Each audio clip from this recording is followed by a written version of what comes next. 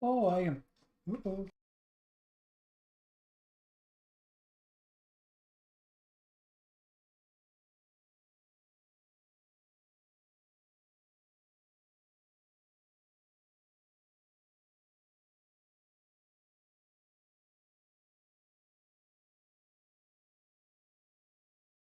There we go. Hello, everybody. It is time for Lantern Ride. Ah, no, the bad way. No. Oh god, I've completely forgotten her name. Horse Girl is out. And so is Iglua. Who I did pull for and managed to get without going too far, so uh I'm like I'm like 40 pulls in and I got Iglua, which is nice. GTI I know is also nice. Watching the game more can getting other kinds. Oh my god, D3 Goro.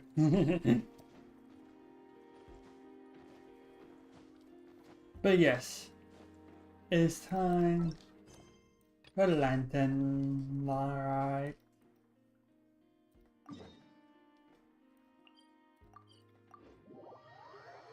Let's go. I haven't buried Dry yet. I don't have any good relics for him.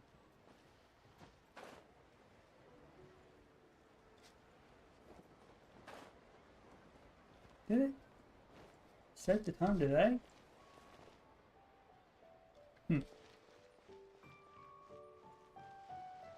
Split the bamboo in the morning, dry it till night.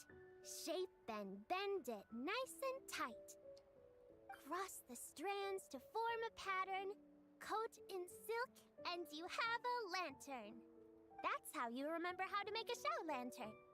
Did you get all that, Chi-Chi? Morning, split bamboo, traveler, then get silk, make paimon. What? No, that doesn't even rhyme. Look, it's them. Hey, Yao Yao! Hey, Chi-Chi! Whoa, Traveler! Paimon, you're here! Hello. What you up to? I'm teaching Chi-Chi to make show lanterns. It's a real test of finger dexterity, so it'll help keep her nice and loose.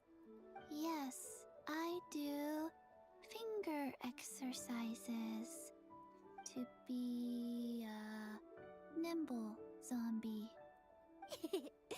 Wanna try too, you two? Oh, okay. Well, we need a whole bunch this year so it doesn't get too dark at night. Too dark? What does that mean? Dr. Baiju has patients who got hurt walking at night. The moon disappeared, so it was too dark to see. The moon disappeared? Like, behind the clouds? It was Jonju, the moon devourer. Oh, Changshan told me about it, but now I forgot. It's an old myth from Chenyu Vale about a giant toad in the sky that eats the moon. What? The moon gets eaten? It's just a story. It's not like there's actually a giant toad in the sky. I asked Master about it, and she said myths are just insights into how the people of the past understood the world. Well, I didn't see it that night. But I've checked several nights since, and it's been there same as ever. According to Chi-Chi, though, the Ministry of Civil Affairs sent someone to do some kind of serious investigation. So, I don't know. Maybe something did happen. Ministry of Civil Affairs? This is starting to sound bad.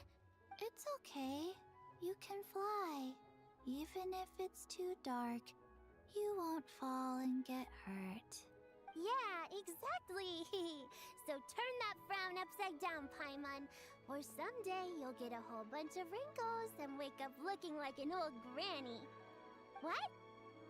Okay. No more frowning. But the Traveler can't fly. She could still fall. Don't worry.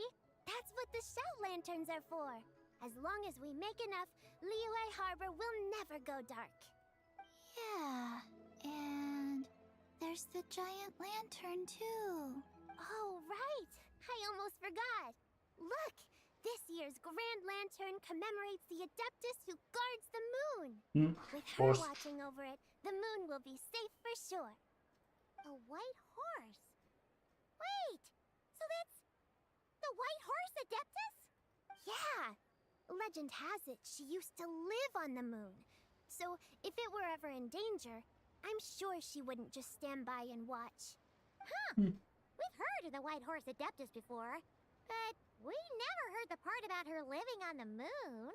Probably because it's a folk legend from Chenyu Vale, so not a lot of people know about it. But recently, some ancient artifacts were unearthed in Liyue, and the archaeological team even found evidence of ancient people worshipping an Adeptus who lived in a palace on the moon. It's kind of like how we write wishes on Shao lanterns and release them during Lantern Rite. The White Horse Adeptus would descend from the moon in her jade carriage and grant people's wishes. Ooh! When did that happen? She sounds different from the other Adepti in Liyue. It must have been a super long time ago, because even Master barely knows anything about this Adeptus. Nope. Kinda unbelievable, right? Yanfei said the White Horse Adeptus might even be a made-up legend. Just like Janju the Moon Devourer. Yeah, a made-up horse and a made-up toad. You're mistaken, children. The White Horse Adeptus really does exist. Oh, Mr. Liu from the Baiju Guest House. But how do you know that for sure? Have you ever wondered how the guest house got its name, Yao Yao? Baiju... White Colt. So, it's named after the White Horse Adeptus? That's right. And that's because one of my ancestors was once blessed by the White Horse Adeptus. Wait, really? Tell us more! Tell us more! It was a long, long time ago, when this ancestor of mine was still a young girl. She was out gathering herbs and accidentally fell off a cliff, but the White Horse Adeptus rescued her. Oh, that's it? Is that the girl from the trailer thing that they... Patience, Teaser. young one. Let me finish. After the White Horse Adeptus saved my ancestor, she told her a story about the moon and the ancient Yeah, kingdom of long gone. funny that. My ancestor was so captivated that she completely lost track of time. So much so, in fact, that when she returned to her village, she found nothing but a desolate ruin in its place. It was as if, without her knowledge, countless years had passed in the mortal world. Huh? The most extraordinary part of all is that it turned out to be a dream.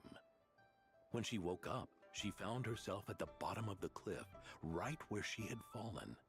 Other than her medicine basket, now filled to the brim with rare herbs, it was as if nothing had happened.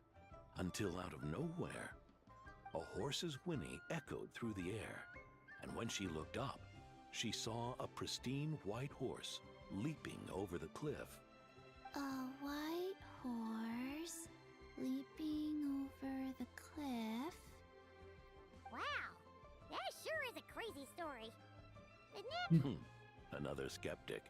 You sound just like my son. But I know it's true. Ancestral records don't lie. Wait, so your son doesn't believe it happened? Don't get me started. Not believing is one thing, but he even wants to change the name of our guest house. It's a disgrace, I tell you, a disgrace. Well, it was getting about time for him to take over the guest house. And what's the first thing he does? Starts going on about how the name doesn't attract enough customers and how we're losing business to Wangshu Inn. Can you believe that? As if Baiju Guest House and Wangshu Inn aren't miles apart from each other. Oh, what about something like the Geo Lord's Rest? Paimon bets. Geo Lord's Rest. I like that one. This isn't about getting people through the doors. This is about disrespecting our ancestors. Oh, White Horse Adeptus, my wish is this. Let your divine power be known. Teach my foolish son the error of his ways. Paimon wants to learn more about this Adeptus. Hey, maybe we should ask Zhongli. Yes. Good idea! Mr. Zhongli is super knowledgeable. He can answer questions even Master has no clue about.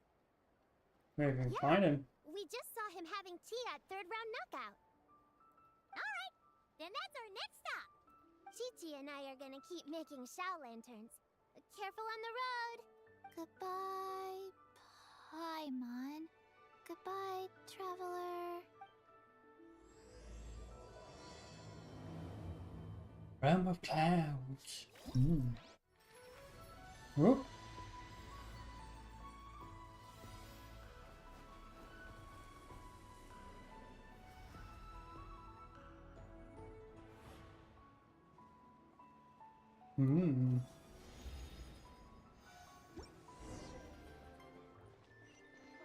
Let's go.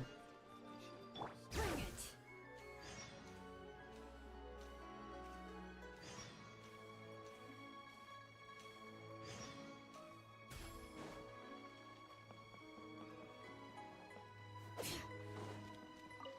Chicken on the way. Pigeon, I guess.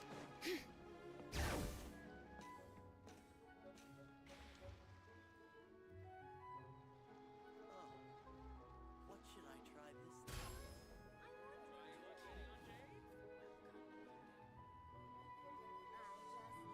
time? Makes me really good.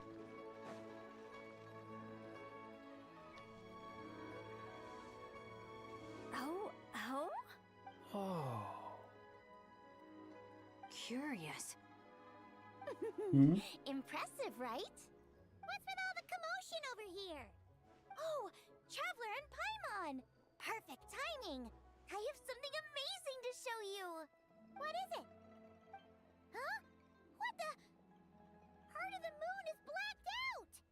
Was it really eaten by a giant toad? Huh.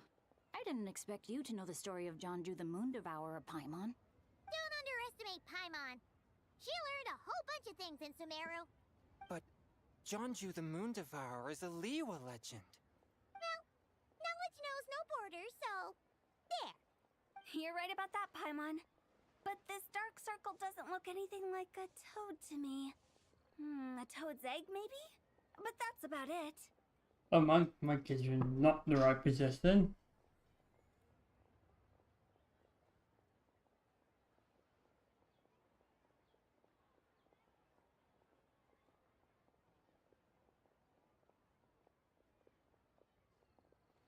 There we go, forgot to move it. Oh, wait, Traveler!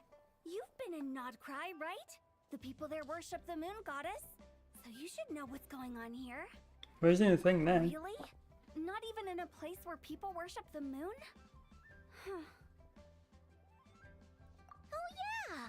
Master told me that the tale of Jianzhu, the Moon Devourer, was how ancient people explained a certain celestial phenomenon. But what is it exactly? Some kind of omen of disaster? How so? Yeah. Oh, but in this picture, the moon is being covered from the center. So this can't be a normal eclipse. Then it's still an omen of some impending calamity? We never said that! Where'd it come from? Some crazy customer left it at the restaurant. Just thinking about it gives me the chills. Attention, everyone! As the auspicious festival season approaches, I have an announcement to make. I, Lu Xiong, am on the verge of becoming one of the most renowned archaeologists in all of Liyue Harbor. No, scratch that, in all of Tibet. Even though I never trained at a prestigious academy, I've still managed to dig up tons of treasures. And I understand practically a whole dictionary's worth of big words, too. Like my pops always says, no pain, no gain. And I haven't had it easy, that's for sure. So, it's definitely my turn to make a name for myself. What's the deal with her? No idea. Maybe she ate a bad batch of perch stew? What? You don't believe me? Hmm? I'm telling you, I dug up treasures from the ancient nation of Longan. I even got a picture of Jeonju devouring the moon. Long gone? Jeonju? What is she even talking about? Sounds like she's a few perches short of a stew, if you know what I mean.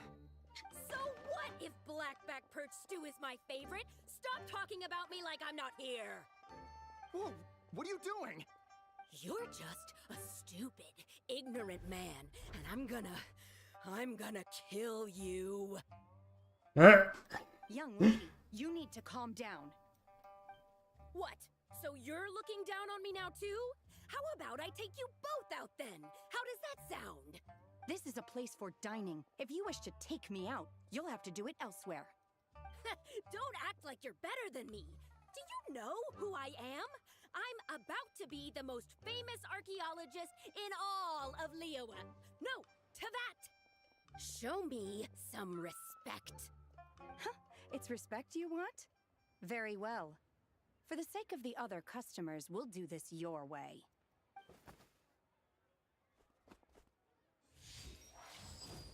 What? So Shenhe started the fight? She had no choice. The woman pulled a shovel out of nowhere and started going crazy, flipping tables left and right. She even injured 2 other customers. Shenhe did what she had to do to restrain her, then took her to the Ministry of Civil Affairs. Thank goodness Aunt Shenhe was there. Or who knows what might have happened.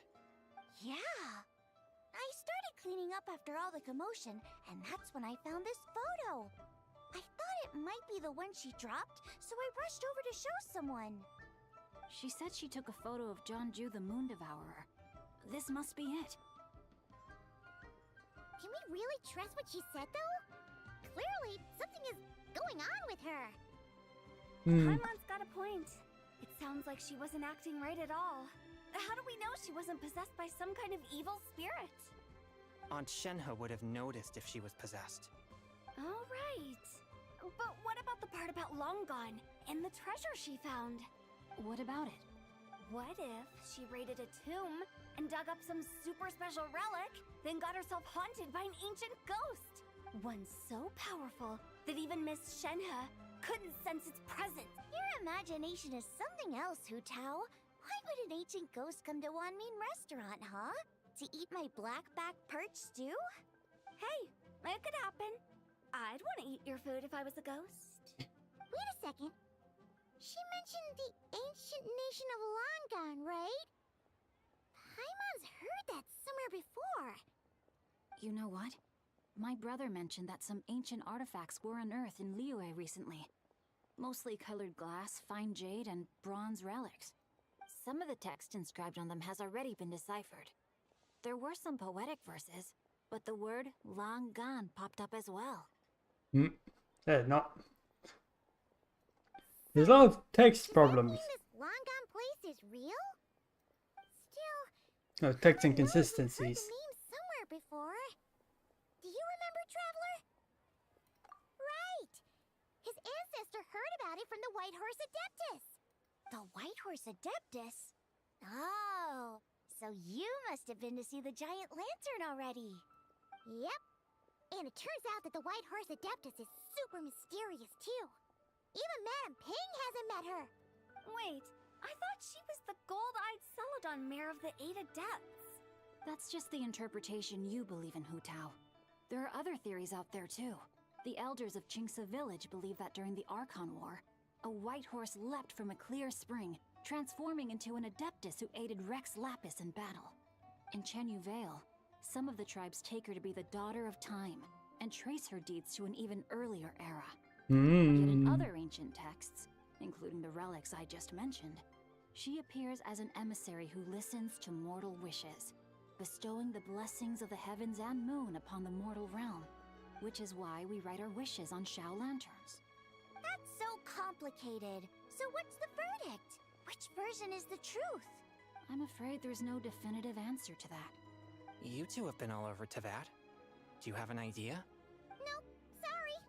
We were actually on our way to ask Zhongli. He knows even more about this kind of stuff than us. Ah, looking for a consultant, huh? He's having tea with Miss Linlong. Shigu Antiques is hosting an exhibition tonight. An exhibition? For what? All those antiques Xingqiu just mentioned.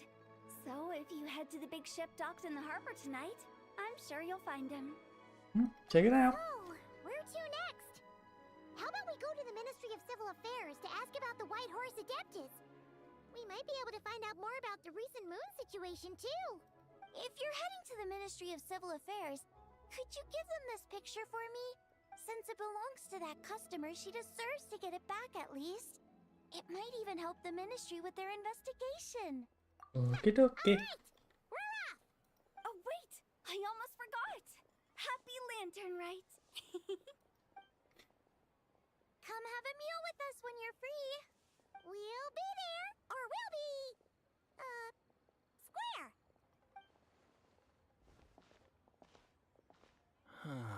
Thinking about it now, could it be possible that photograph was a fake? A fake? You mean like the customer fabricated it to gain academic recognition? Nice one, Chongyun. I never even thought of it like that. How about we go check out that place tonight? I know exactly where it is. All right. I'll get scolded if I get home too late. Live a little, Xingqiu. You act like this is a first for you. Worst comes to worst, we'll get Xiangling to cook you something delicious, okay? Well, when you put it like that, I suppose it's worth the risk. You were just waiting for the promise of free food, weren't you? Fine. It's a plan then.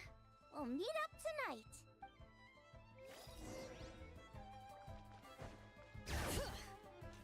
You're going... Oh, då ja.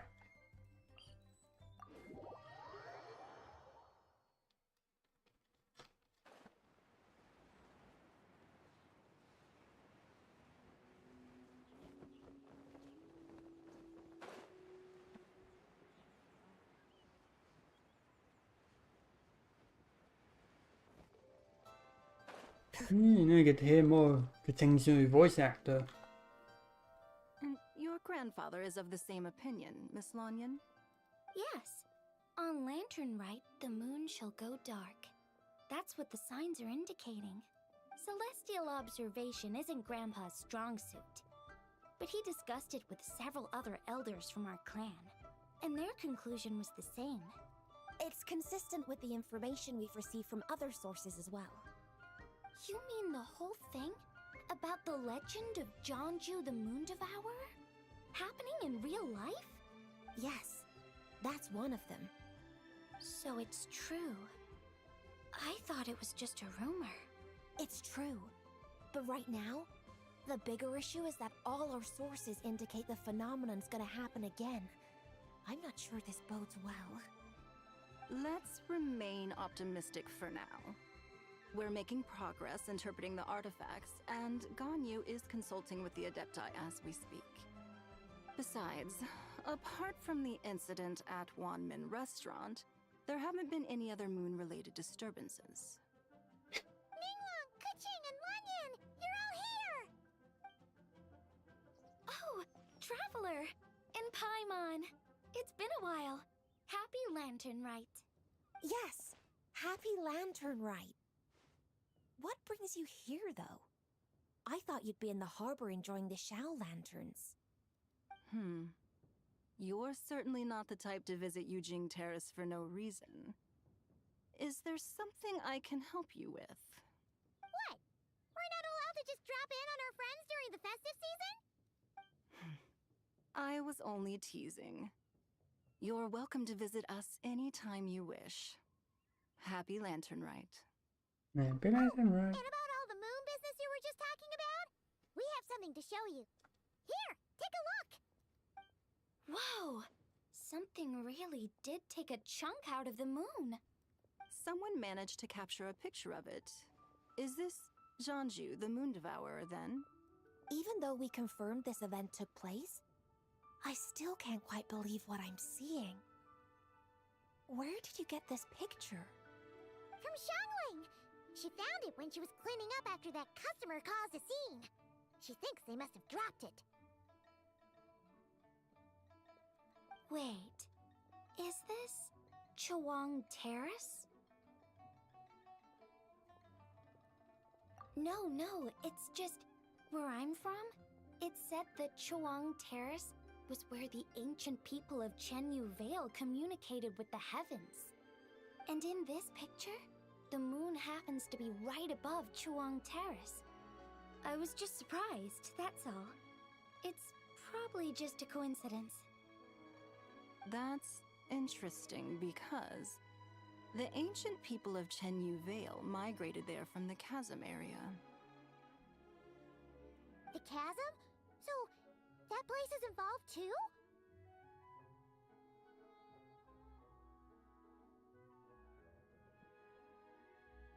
According to our investigation, that customer you just mentioned, Lu Xiangxiang, her father and grandfather are merchants in Liyue Harbor, and her mother and grandmother grow tea in Chaoying Village. A few days ago, she left her home in Chaoying Village to join a civilian archaeological team funded by Hoishan Hall, and ended up excavating some artifacts in the chasm area. These artifacts were then entrusted to Shigu Antiques and are set to be featured in an upcoming exhibition. Then, of course, the incident at Wanmin Restaurant occurred. We suspect something happened during the excavation that left her with quite the shock. And now, it seems like she also went to Chuang Terrace and took that picture of the moon disappearing. The chasm? Chuang Terrace? Things are getting pretty complicated. She's not in a good mental state, so we took her to Boo Boo Pharmacy to get some help. Why don't you come with me to check up on her? At this point, you seem invested in this case too. Then let's head there now.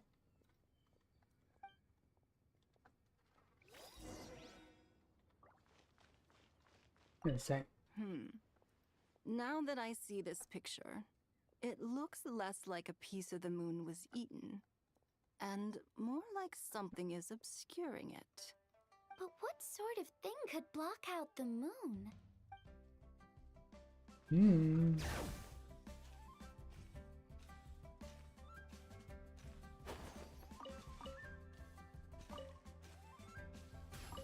I don't know why I'm gathering these the same.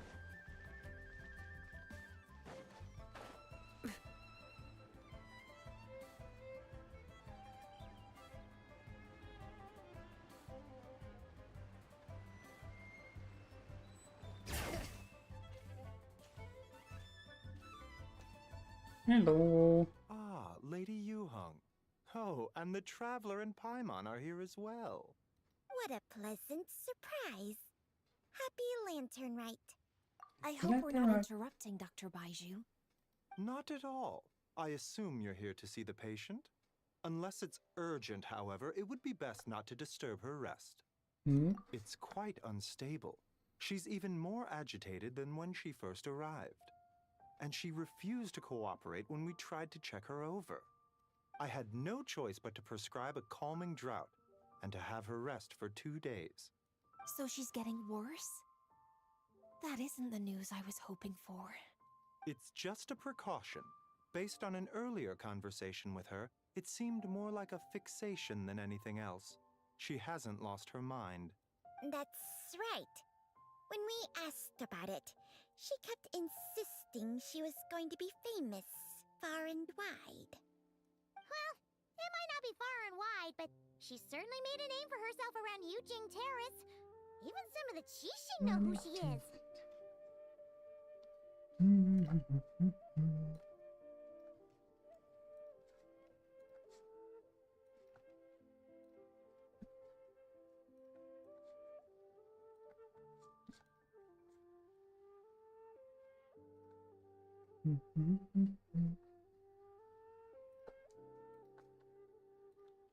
Not often, that's for certain. From my initial assessment, the patient appears to have experienced some sort of shock, and whatever it was seems to still be haunting her. But what could have caused such a thing? The relics from the chasm? Or the moon above Chuang Terrace that night? Come back in 2 days, and you might just have your answer. I suppose that's all we can do for now. We'll take our leave then, Dr. Baiju. Of course. If you need anything else, don't hesitate to stop by.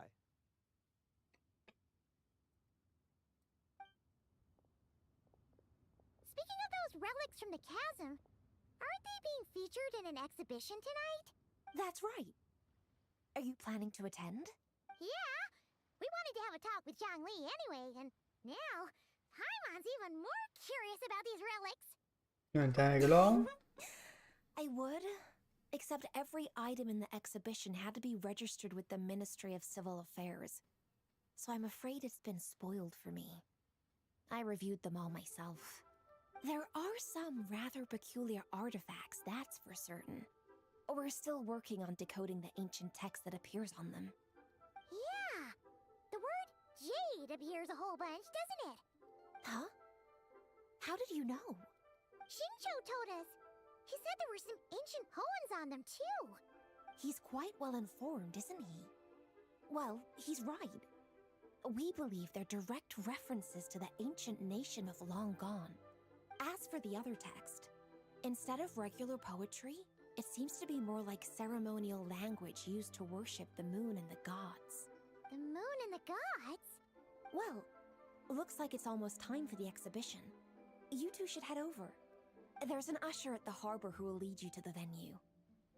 An invitation? The exhibition is free to the public. The people of Liyue have a great respect for our history and are eager to learn from it. Plus, the exhibition is being organized by Linlong, the owner of Shigu Antiques.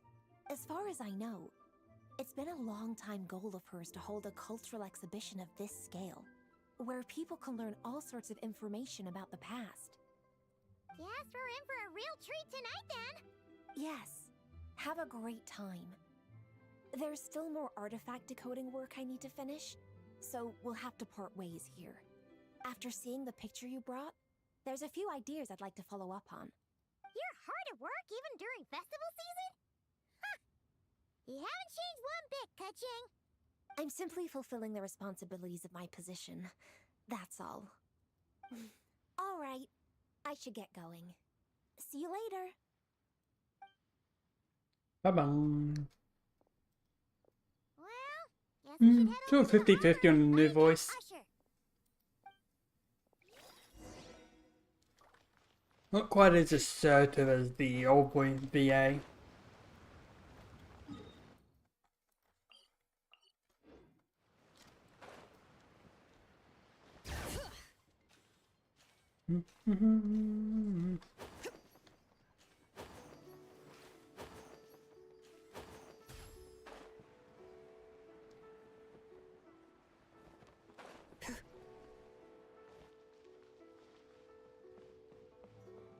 No.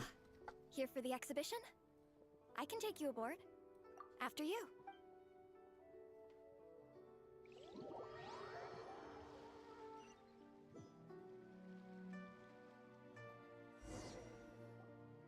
Whoa! Look at all the antiques on this ship! It's almost too much to take in! Even I for only. Oh, I trust you've been well since last we met? hello. Speak of the devil! You're right where Hu Tao said you'd be! Ah, so Director Hu gave me away, did she? Don't act like you're up to some super secret business! We know you just do whatever you feel like. Yo, Traveler, Paimon, what's up? Hello, It's been Beta. a while, you two. Happy Lantern Rite. Beidou! Yunshin! It's great to see you! You're here for the exhibition too? Yes. When I heard these artifacts were from ancient times, I just knew I had to come learn more about them. I mean, what a discovery, right? Yeah, Ningguang pretty much said the same thing. She thought coming here might help culture me up or something. But as you know, I'm more of a fists and punches type of person. I doubt one exhibition is gonna change that. You're too modest, Captain. You're the leader of the Crux fleet. That takes far more skill than just fists and punches.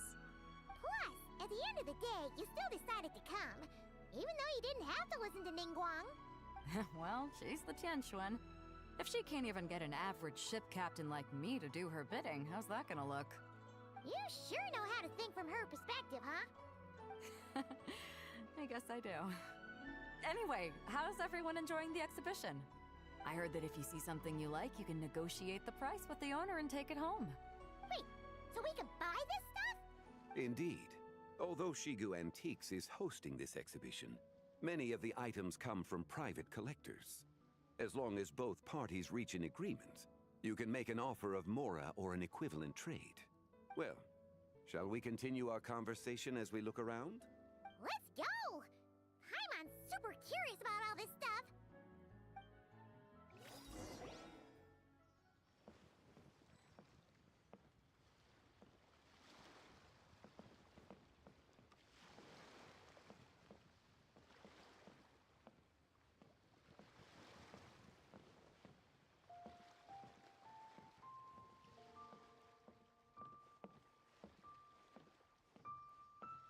There we go. This is definitely not important. Whoa,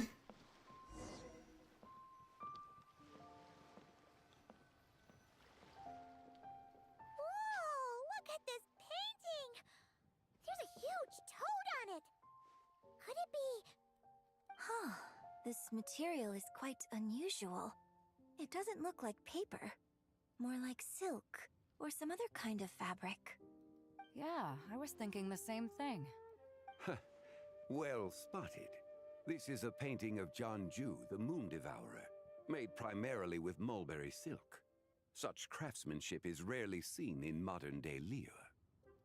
Jianju the Moon Devourer! Paimon knew it! That toad made it super obvious. What's that? A new dish at Wanmin restaurant? No! It's a kind of lunar eclipse. You heard about how the moon disappeared recently, right? Oh, yeah. You're saying a toad did that? That's what the legend says. So, nothing to do with food then. Noted. And the figure next to the toad, is that the White Horse Adeptus? From the stories I've heard, her palace lies on the moon. That would seem to be a logical assumption. This from the chasm? In fact, this item was discovered in Chenyu Vale, and many years ago at that. Oh, so it's from Chenyu Vale? Actually, that's not quite right. You see, this painting is primarily comprised of mineral-based pigments, such as cinnabar and azurite, which are usually found within stratified rock. This suggests its place of origin may very well have been the chasm. You could have just started with that. You're as knowledgeable as ever, Mr. Zhongli. I had only ever heard the legend of Jianju the Moon Devourer. But now, seeing it depicted in this painting, I wonder, if I purchased it, perhaps it could serve as inspiration for a new opera. Though I'm not quite sure who the painting belongs to right now. A splendid idea, Miss Yoon. Perhaps in lieu of mora, you could offer the lyrics to said opera as recompense. The lyrics? But to whom? Why, to me, of course. I am the owner of this painting, after all. Wait, so you're one of the private collectors of the exhibition? No wonder you knew so much about the painting. But lyrics in exchange for a precious antique? My work could never possibly be of equal value. I don't know about that. I'm not much of a scholar, but even I know your operas are in a league of their own. An astute observation, Captain Beto. In my possession, this painting is nothing but a lifeless artifact. In your hands, however, it could be transformed into a new piece of art entirely. Quite the worthy exchange, no? But I'm not sure when I'll be able to finish writing it. It certainly won't be ready this year. Allow me to be equally forthright, Miss Yoon. This silk painting is merely a copy I made of the original work. There is no need for such concern over its value. Huh? So it's a fake? I had no idea you were such a skilled artist, Mr. Zhongli. I pride myself on having some knowledge of antiques, but I didn't notice anything that would point to it being a replica. You never cease to amaze me, Mr. Zhongli. You flatter me. All that said, Miss Yoon, you must accept. Truly, I insist. Huh. He's gone from handing out fake mora to fake paintings now, huh? I won. Your kindness is impossible to refuse, Mr. Zhongli. Rest assured, I'll be sure to return the favor. I shall look forward to it. Man, that was quite the find. Huh, I should buy something too, if only so I can show it off to Ningguang. Or she wants And see what we can find.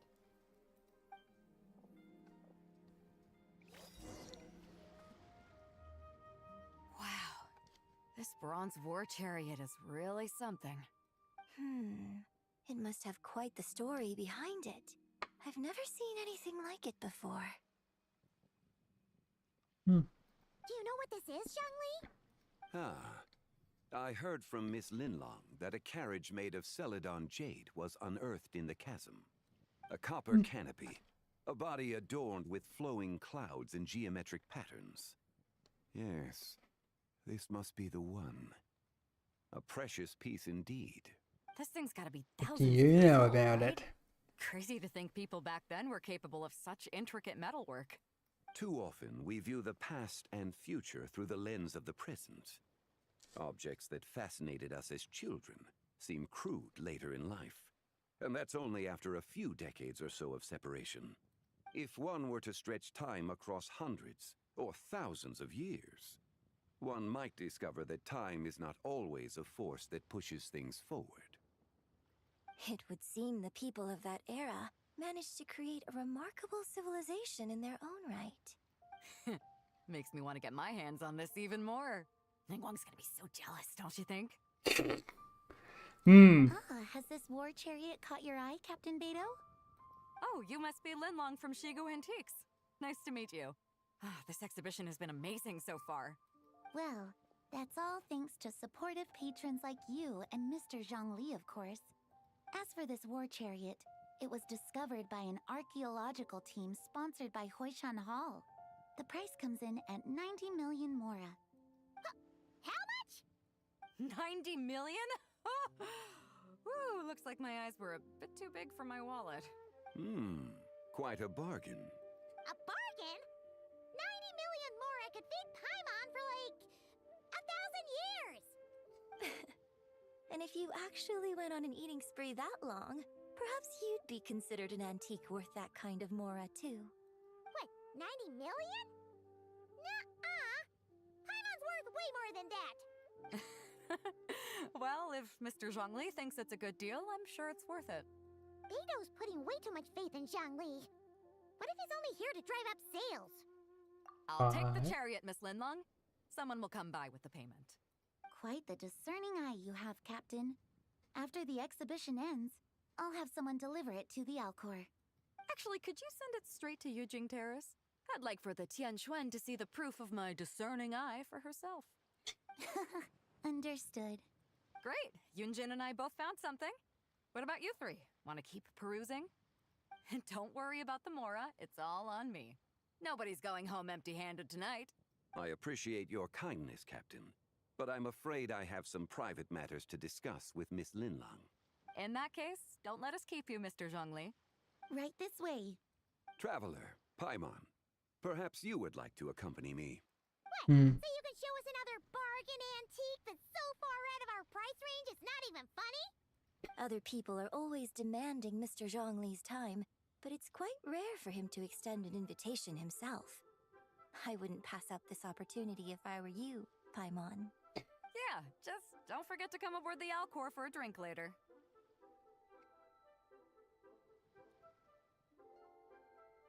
Yeah, guess you're right. Taking a quick look isn't gonna cost us anything.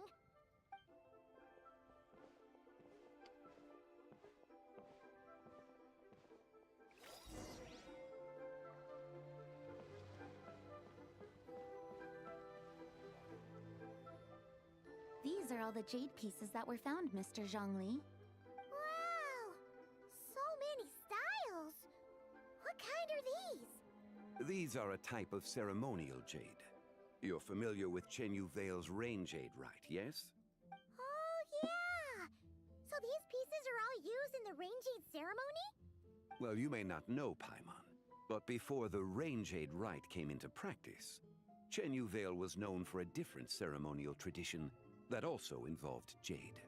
The Bi is used to honor heaven, the Cong to honor earth, the Gui to honor the east, the Jiang to honor the south, the Hu to honor the west, and the Huang to honor the north. These form the 6 ritual jades. It's unfortunate, however, that Miss Linlong's set is missing both the Gui and Hu pieces. I know.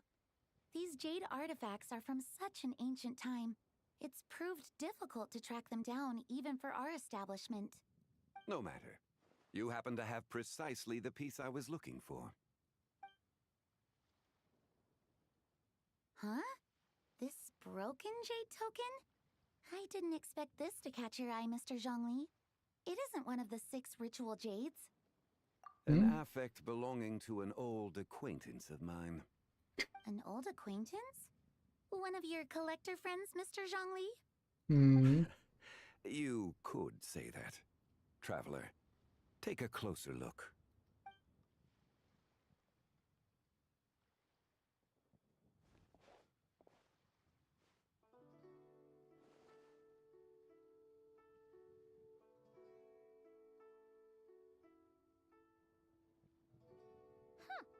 It doesn't look all that special to Paimon. Just seems like a broken artifact. There's the moon. It's been thousands of years since the moon has appeared in such a form. So, in the past, the moon wasn't always full. Oh. Could this missing chunk be from when Jeonju devoured part of the moon? Funny that they've sort of self-confirmed that, yeah, the moon does not have phases into that. It's always been the one moon because there is no sun technically to shadow. It's worth looking into.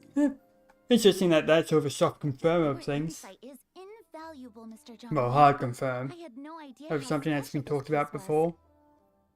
Since it has caught your interest, allow Shigu Antiques to cover the cost.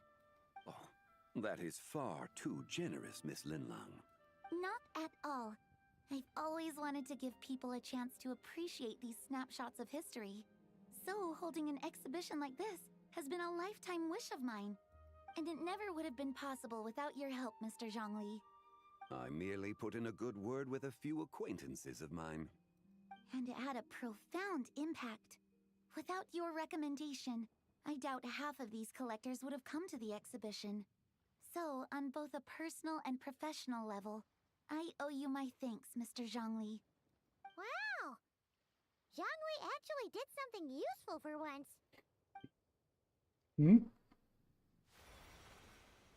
Oh. Yeah, boy. Into another realm of conscious we go. At least that's what I'm assuming this is.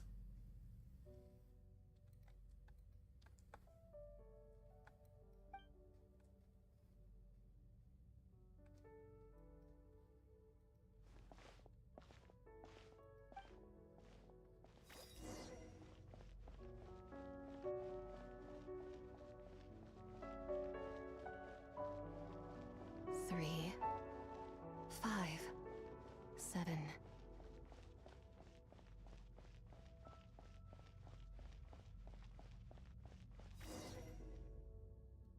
11, 13, 17.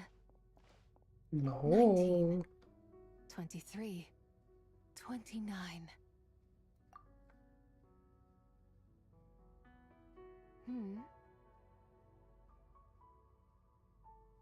Hello. You also enjoy counting in such a fashion, lost child? Hi. The same loneliness as them. It seems to exist in your heart as well. Me? I'm sorry, I don't remember. The shadow of the moon? Or a dream of time? I'm sorry. No one has asked me such things before. I've been here for so long. There is much I have forgotten. I know nothing of your arrival. All I know is the longing in people's hearts. Yet, I sense the moonlight's guidance within you, child. Perhaps that is what brought you here. You seem confused.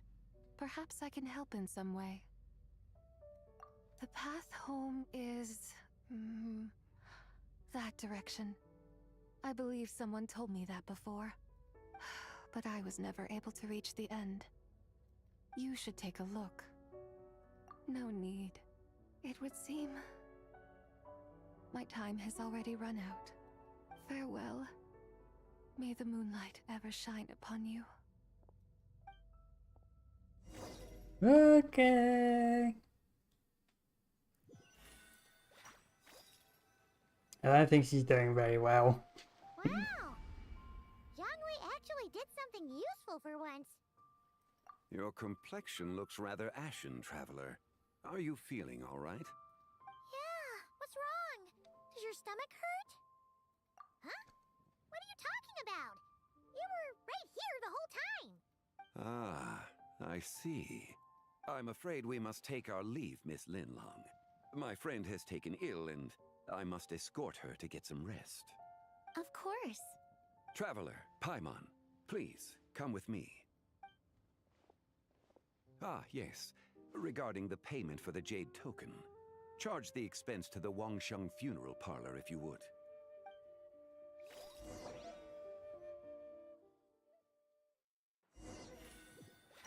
What's the secret, Zhongli?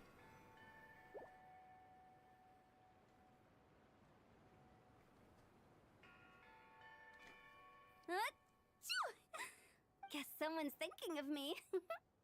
Huh, but this late at night? Must be that consultant of yours. I bet he's out there spending all year more at the exhibition. Yeah, he'd be the perfect employee if he just knew how to rein in the spending. But never mind him. Let's focus on the moon. We gotta see if it gets eaten tonight. I don't think it's going to happen. We've been out here all night, and the moon's the same as ever.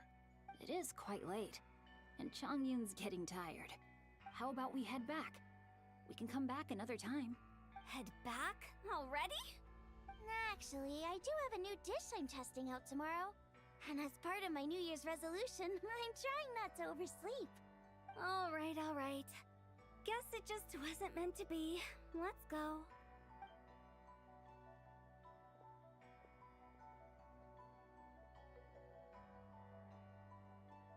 When the sun's out, bathe in sunlight. When the moon's out, bathe in moonlight.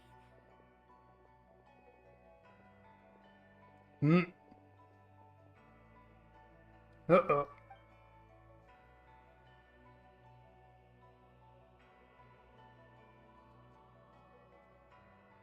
Combinating going on here. Aren't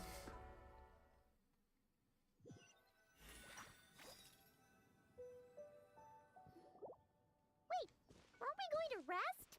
Why did you bring us here? Because I imagine the Traveler would like to know what just happened to her. Oh, right. Ugh, Paimon's confused, though. She could have sworn you were there the whole time. Oh, how is that possible? It sounds like her spirit formed an inexplicable connection with the being in that space. Ah, you suspected from the beginning, didn't you? Indeed, the being you met is the fabled White Horse Adeptus, and the original owner of this Jade Token. Her name is Zibai. Wait, does that mean she's inside this token? No, she does not reside within this token, but rather within the moon's shadow. This token is merely a medium. Word has it you accomplished quite the feat in Notcry. You and your friend brought the Frost Moon back to Tevat. Yeah. Tell me, did you ever wonder about the other moon? The one that hung in its place for thousands of years? Oh? We never really thought about it, but it must have been a fake, right? A fake moon! Indeed, it was false. Its true nature, nothing but a projection of the moon. It also happens to be the prison that confines Zibai to this day. Wait, the White Horse Adeptus is trapped inside that projection? Then We need to rescue her! But the moon in the sky right now is the real one, right? Where did the fake moon go? And why can't Paimon see it? With the return of the true moon, the shadow naturally lost its place in the heavens. Now, it is disintegrating bit by bit. It's a process that comes and goes. When it occurs, it looks like the moon is being obscured by a black shadow. But when it stops, the shadow disappears and becomes invisible to the eye. So, you're saying there's an invisible fake moon blocking the real moon right now? Indeed. Okay, this is not what Paimon was expecting. My hypothesis is that people's wishes could be what trigger the periods of disintegration. After all, when you experienced that episode just now, it was precisely when Miss Linlong spoke of her own wish. Wait, is that because the White Horse Adeptus answers people's wishes? The legend must be true then. So, that means the more wishes we make, the faster the fake moon will disintegrate, right? Then it won't be long before the White Horse Adeptus is free! Quite the contrary. After countless years trapped inside, the two have merged into one. When the moon's shadow is gone, another good Zebai thing. will cease to exist in this world. Oh no! So, by bringing the moon back, we actually hurt the White Horse Adeptus? Do not burden yourself with such thoughts.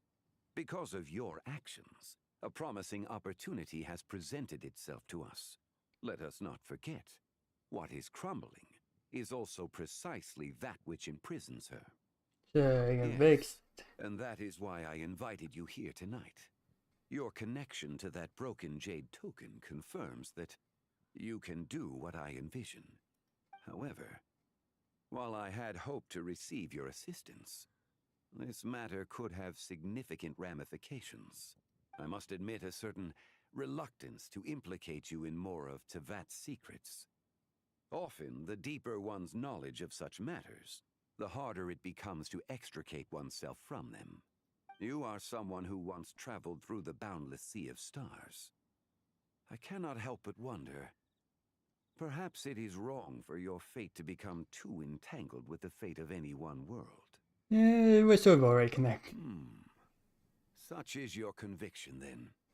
Since journeying beyond Lille, you have had ample time to reflect on these matters, it would seem. Yeah, so we're doing Very this. well. The first secret I must reveal is that Zebai has long since passed away. The being within the Shadow Moon is merely one of the 3 deadly selves she severed before her death. Oh. Wait, the White Horse Adeptus is dead? Weren't you supposed to tell us how to fix this? Now it just seems even more impossible! Please, remain calm, Paimon, and allow me to explain. The 3 deadly selves is a practice used by those engaged in spiritual cultivation. The intent is to sever the 3 vice-laden mortal selves to reveal one's true, pure self beneath. However, Zebai's 3 selves are more complicated in nature. Because in the moment before her death, someone preserved the shattered essence of her soul and placed the fragments within her 3 deadly selves. Someone preserved it. Someone. Who could have preserved the Daughter of Time's essence, I wonder? If we retrieve the 3 fragments of her soul, there is a chance we can restore her presence in the mortal realm. So that means we can bring her back to life? Yes, provided we retrieve the fragments of her soul's essence from the 3 deadly selves. Indeed, the being you encountered was Zebai's first deadly self, Ziju. After Zebai's death, she ascended to the heavens and became one with the Shadow Moon. The essence that resides within her is a heavenly soul, also known as Taiguang. Thus, this self is the closest to Zebai's true nature. That said, because she is trapped within the Shadow Moon, we have no choice but to seek out the other 2 soul essences first. Then we can unite them as one. Where the other Her two? second deadly self is called Tzu. After Zibai's death, she fell into a slumber deep beneath the earth in what is now known as the Chasm. The essence within her is the Earth Soul, also known as Xuangling. She is the self that inherited most of Zibai's memories and wisdom. The chasm? So, do we have to go there to find her? That won't be necessary. I sensed her presence on the jade carriage from earlier, the one at the exhibition. It's possible. The return of the frost moon awakened her, and she emerged from the chasm alongside that batch of ancient artifacts. Wait! That must be why you agreed to help with the exhibition! To investigate the artifacts! Indeed. So in truth, Miss Linlong was the one who helped me. Oh, the last one then. The deadly self is Zichao. The essence within her is the human soul, also known as Yojing, Zibai's shade. Thus she is the most free-spirited among the three. The human soul, Zibai's shade. Interesting. She lent me her aid during the Archon War, 1,000 years ago. But later, as her powers waned, she retreated into the mountains. I imagine finding Zichao should prove the most troublesome, so I shall take it upon myself to track her down. So, we need to find the second deadly self, right? But where do we even start? Locating her should not prove difficult. In life, Zibai was fond of mortals, and as the self who inherited most of her memories and wisdom, Ziju should be the same. It's possible she has possessed someone, and is meandering the bustling streets of Liyue Harbor as we speak. Oh, so... Someone? Wait, Yeah. are you thinking what Paimon's thinking, Traveler? What if she raided a tomb and dug up some super special relic, then got herself haunted by an ancient ghost? Exactly! Lu Xiangxiang! It seems you have a lead in mind already. Should still be at Boo Boo Pharmacy. She was super agitated when she first got there, so Baishu gave her some calming medicine and told us to come back in 2 days. Do you think it could be her, Zhengli? It's quite possible. The deadly selves are impure beings that can easily influence mortal minds. A sound plan. Well, I should get started on my own investigation then. But you're leaving already? I must. Zichao went into hiding after the Archon War. If I am to have any success tracking her down, and there's no guarantee, I should start sooner rather than later.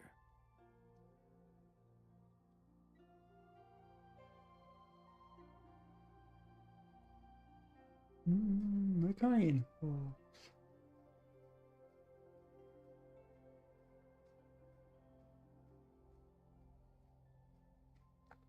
There's still so Interesting what much next year's is.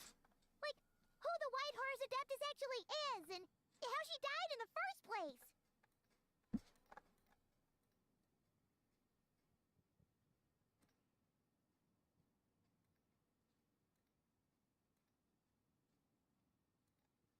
Not to mention who it was that preserved the fragments of her soul. Should our endeavor prove successful, then naturally those answers will follow. If not, speaking of them would be rather meaningless. It would seem that this is a question you are unwilling to set aside. Very well. I shall tell you. It was the Avatar of Time. Mr. Off. So you know of her existence? The ruler of time saved her soul. Indeed. Preserving what remained of Zibai's soul in the moment before her death. The Only daughter the of power time. could be capable of such a thing. However, there is no telling what effect it has had on the three deadly selves. In other words, you must exercise caution when seeking out Ziji. On the night of Latenrn Rite, countless Shao lanterns, and the wishes written upon them, will be released into the sky. I estimate that this event will trigger the Shadow Moon's collapse. When that happens, the cage that confines the first deadly self will open. That is our moment to act, but also the moment where all could be lost. For if we fail to retrieve the other 2 soul fragments in time, Zibai's resurrection is hopeless. Okay, As I okay. mentioned before, the answers to your remaining questions should come in time, providing our efforts bear fruit. Let us hope that all proceeds smoothly in the days to come. It didn't dance around the whole Istra thing. Right, makes sense. Anyone who's familiar with the whole thing would probably know fairly well what it was.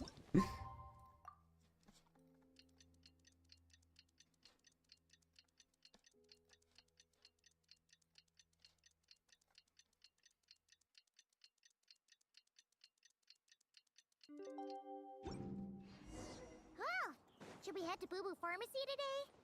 Fingers crossed we learned something useful.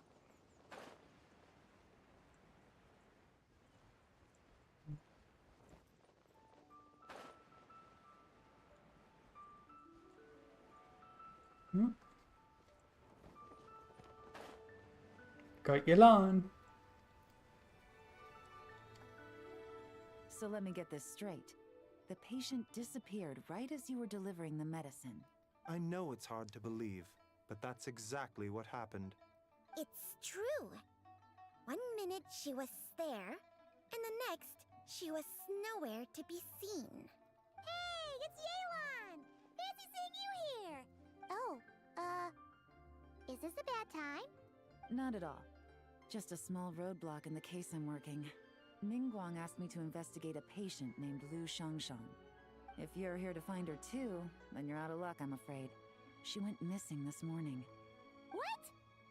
According to Dr. Baiju, the patient vanished right under his nose. But it just seems like that should be impossible. There 1 second, then gone the next? Pretty sure Xiao can do something like that. Then you're suggesting this Lu Shangshang is the vigilant Yaksha in disguise? Or some other adeptus? Guess not. But this is so weird. How can a living person just vanish into thin air? Unless Linny decided to take his ass to Liyue? Who is this Linny you speak of? He's... Oh, never mind. Paimon's just grasping at straws. Let's set aside the how for now, and focus more on the where. You mentioned this patient has a strong obsession with achieving fame and recognition? Yes. She kept talking about becoming a renowned archaeologist and making a name for herself. So, are we looking for a place where it's super easy to become famous? I think we should check out the Latenrn crafting stalls. Because it's easy to become famous by making lanterns? Not exactly.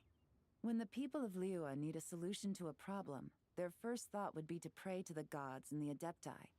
If her wish is to become famous, she might write it on a lantern in the hopes that the fabled White Horse Adeptus might make it come true.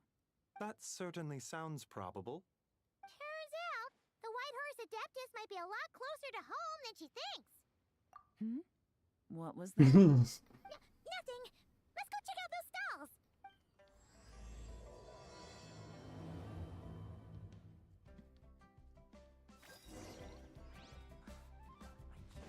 What you got to say? Is it possible I was just imagining things?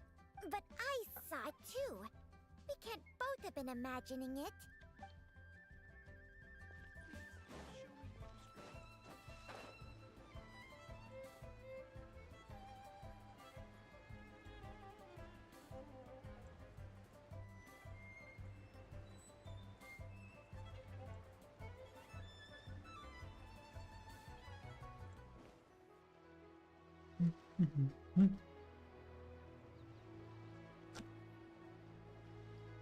Alright, we're here!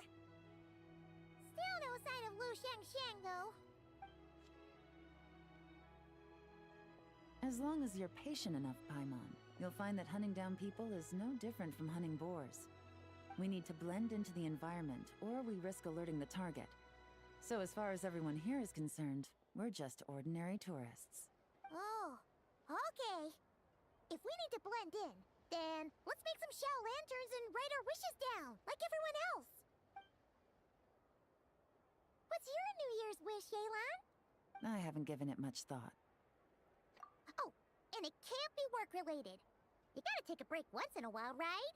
You're always staking out this suspect, tailing that criminal, hunting down this gang or that. Which is super amazing and all, but it's gotta be exhausting. Really getting into this, huh? You said to blend in, right? Come on, it's all part of the act. So you gotta think of something. Then I suppose it'd be to go traveling the next time I get the chance. Traveling? That's our bread and butter. Wanna join us? Thanks for the offer, but my desk is piled high with reports on your exploits. And that's not quite the kind of traveling I had in mind. I was thinking more the lie down and do absolutely nothing kind of travel. Ah, something a bit more easy and breezy, right? Hey, wait. We know just the place. The Easy Breeze Holiday Resort in Netland. It's super relaxing and full of fun activities. You've got the beautiful ocean and tons of cute little creatures called Asha. Seriously, you gotta go! I suppose I'll have to check it out. Hey guys, happy Lantern Rite! Hello, Garmin. What a coincidence! You here to make shell lanterns too? Well, it's that time of year, am I right? Thought I'd join in on the fun. You can't have Lantern Rite without making one of these. What you gonna wish for? Aw, man, it's kind of embarrassing, but whatever. The truth is, the mighty mythical beasts are seriously struggling with recruitment. So I'm hoping to find a few apprentices and teach them the art of wushu dancing. Awesome! Shurfugami, here we come! Whoa there, Paimon! One step at a time. I actually need to find people first. Yeah, but Paimon bets people will jump at the chance to learn from you! Well, I wouldn't be so sure. Wushu dancing is super physical and takes a lot of hard work to master, so it's not easy to find people. At this point, if the Adepti can't help me, no one can. I'll do it! Oh. Hi. Huh? You just said you wanted an apprentice, right? Well, I'm offering. What do you think? Whoa, the White Horse Adeptus works faster than I thought. Traveler, it's her. Lu Shangshang. Our target! Hey! Didn't you hear me? I said I wanted to be your apprentice! No need to shout. I heard you the first time. What's your name? Step back a bit, Gaming. This person could be dangerous. What? Hey! What are you trying to do? Do you know who I am? Get back! Lu Shangshang, we have no intention of harming you. We just need to ask you a few questions. Get back, I said! Try to remain calm. If you come any closer, I'll...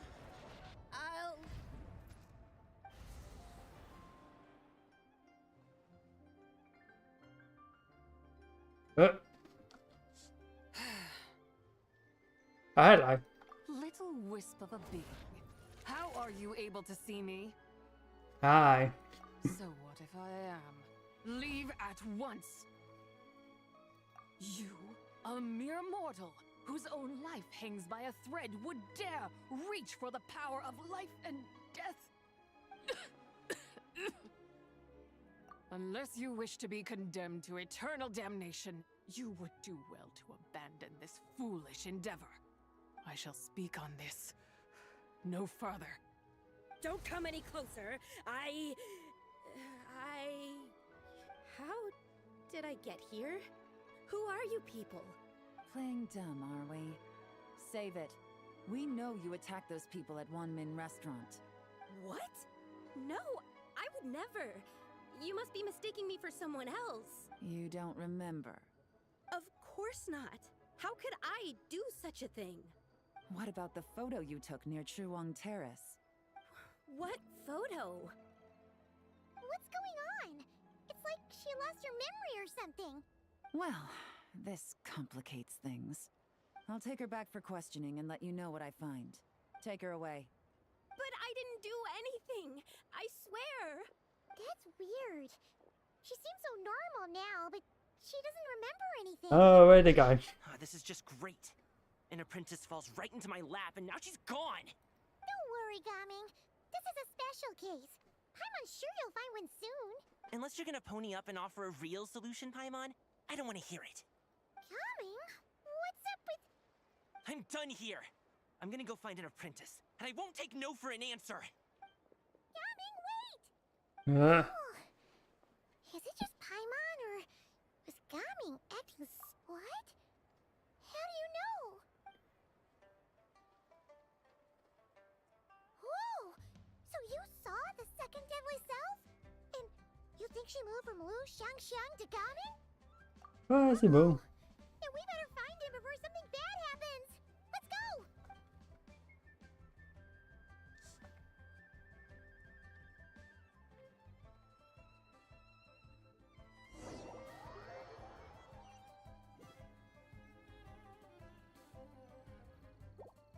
Alas, why must Cloud Retainer inflict such woe upon us, Mooncarver?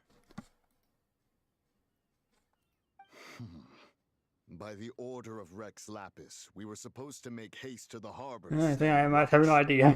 Yet we arrived Oh, late. what next Moon Festival might be or have Inscrutable wisdom. involved. It is no wonder Cloud Retainer banished us to the wilderness in anger. A pity only that I, blameless as I am, was made to share in the punishment. Blameless indeed. You speak as if it was not you who decided to plant all that mint in the first place. Yet now, in its wretched state, overrun by blight and vermin, you would turn away? Utterly heartless, I say. Were I truly that heartless, would I have rescued those seedlings from this desolate wasteland, granting them haven in your hallowed garden? Alas, if blame must be laid, let it fall upon Cloud Retainer for failing to recognize the virtue of our plight. Ah, at last a sentiment with which I can agree. If ever Cloud Retainer is away, we should steal into her abode and plant a veritable field of mint. A tempting little ruse, is it not?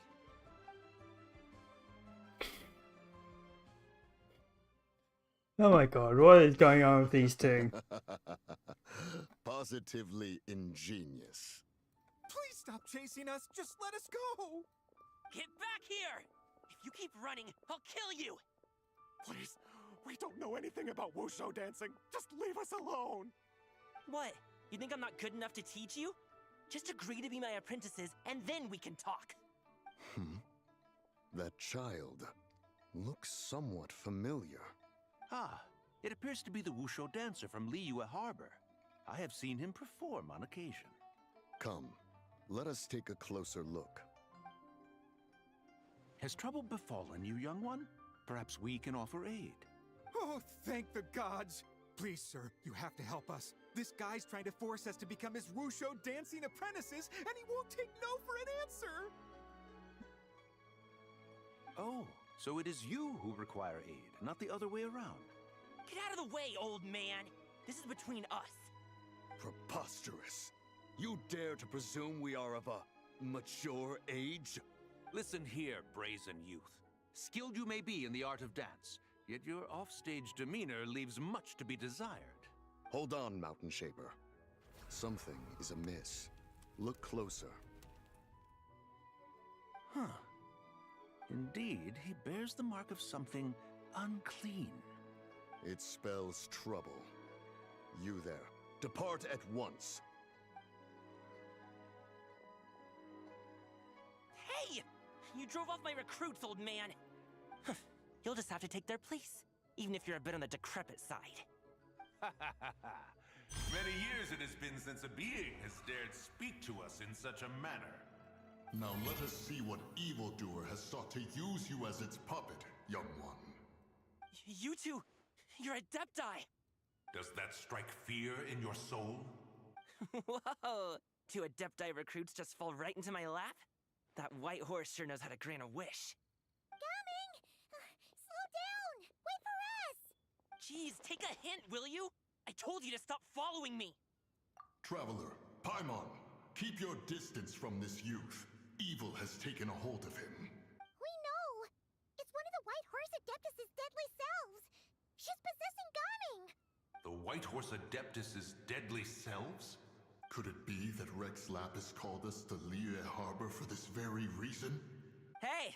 What are you two whispering about over there? Who's gonna be first apprentice and who's gonna be second? It doesn't matter! I'm not the kind of Sufu who plays favorites. Insolent spirit! Be gone from this child at once! Oh, here we go again. Little mite of a mortal. Getting in my way again, I see. That is no concern of yours. No. Only by doing it myself will I find peace. Otherwise, rage will consume me. If I lose control, all will turn to dust. The curse of time. The memories this body holds. Come no closer. This is your final warning. Insolent spirit! Be gone from this child at once! Huh? Traveler and Paimon? And two Adepti? Where are we? Weren't we just making Xiao lanterns in the harbor? Gaming! You're back! Ah! The sun is most scorching. Agitation stirs within me. I require cooling mint to beat this heat. And speaking of, Cloud Retainer has scorned this verdant wonder long enough. It is time for her to feel its wrath. The wrath of mint! Okay. Mountain Shaper, where are you going? Oh no! Now Mountain Shaper's acting weird! Oh, you don't think it spread to him, do you? Spread to him? Quickly now, explain to me what has been happening. What? Was I really that rude? Jeez, someone get my dad to throw a slipper at me. I'm so...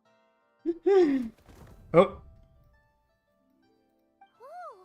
you okay, Gaming? He is fine. It is simply exhaustion.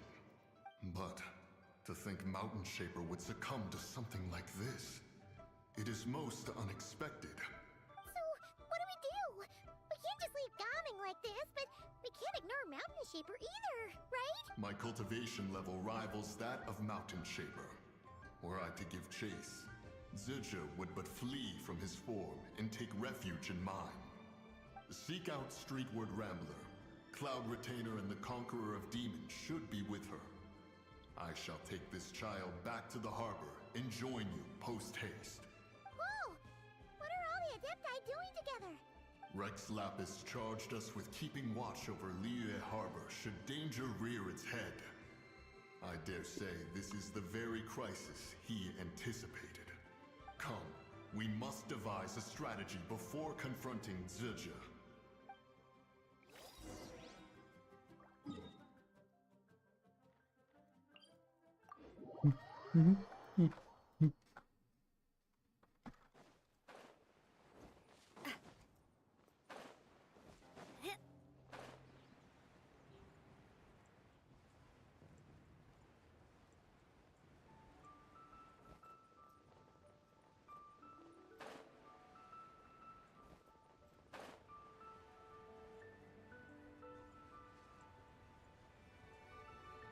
No. The White Horse Adeptus?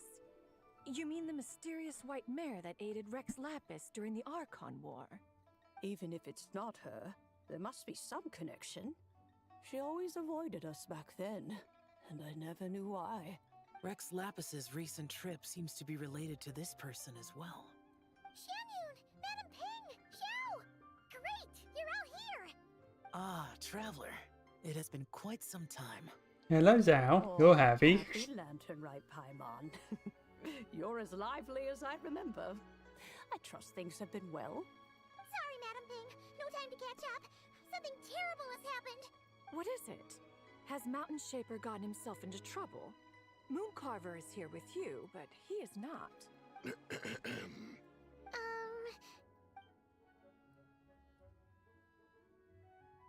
The Wrath of Mint? That old fool dares to utter such nonsense behind one's back.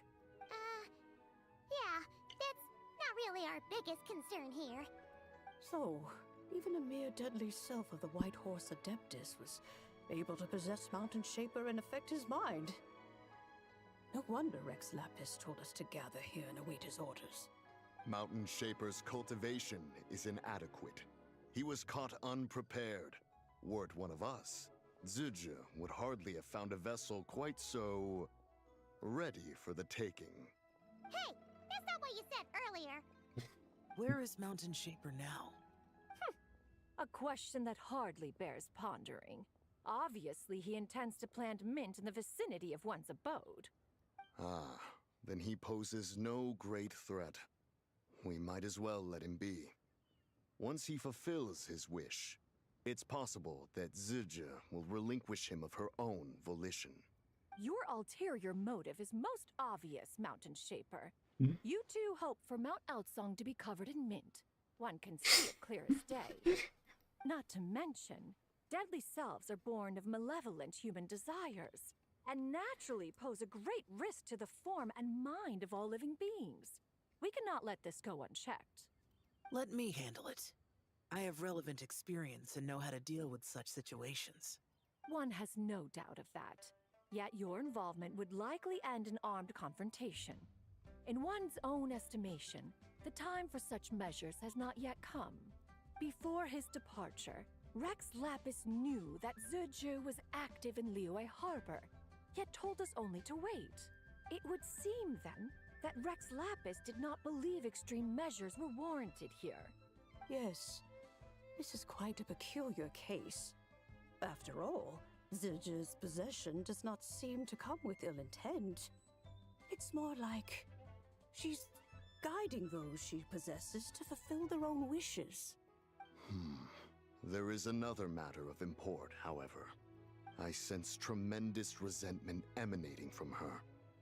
What could be its source to render her so unable to find peace? She was talking about the White Horse Adeptus memories, right? From what the Traveler said, it seemed like she was about to explode with rage. But why?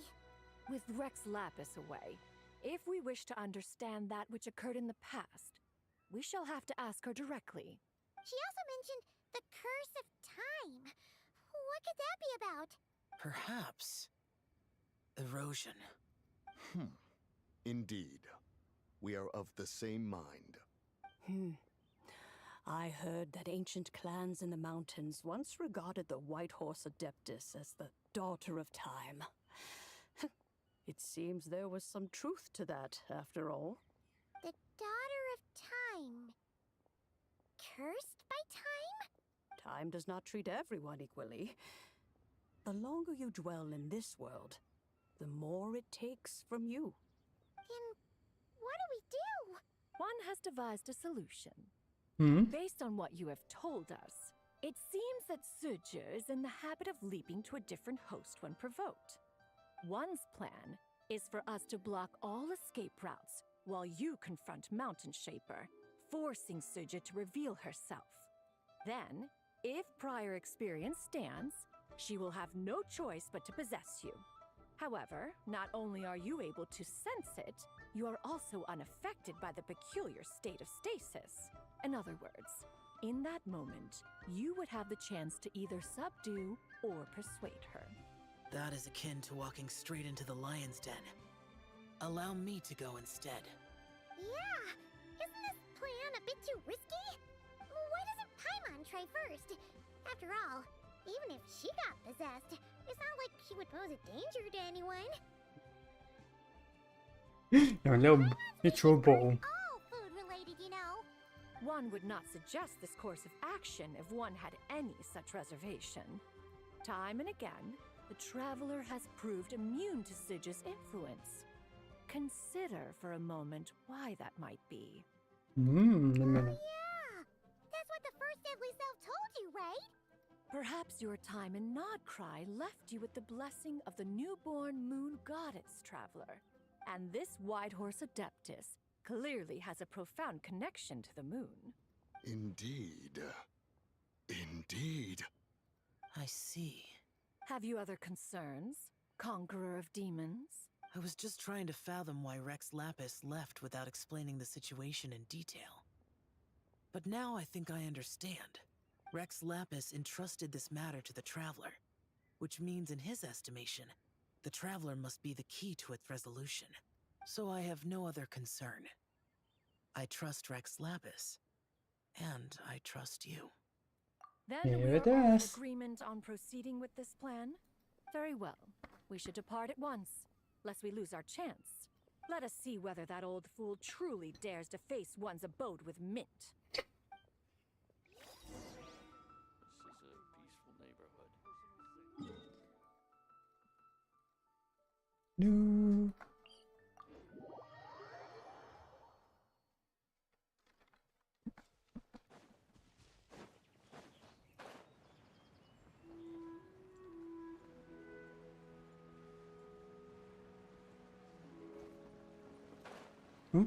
There's a lot of mint over there. 1 mint, 2 mint, let us plant a whole slew of mint. Once I reach 10,000, Cloud Retainer's abode shall be Mount Outsong no more, but rather Mount Mint Song. Oh, to behold the look on her face when she is confronted with such verdant splendor. Mountain Shaper, you dare disturb the tranquility of one's abode. Do not take personal offense, Cloud Retainer. He is not in control of his faculties. Exactly.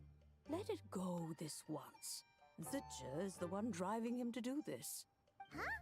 But Zidja just helps people fulfill their own wishes and desires. Not now, Paimon. Oops.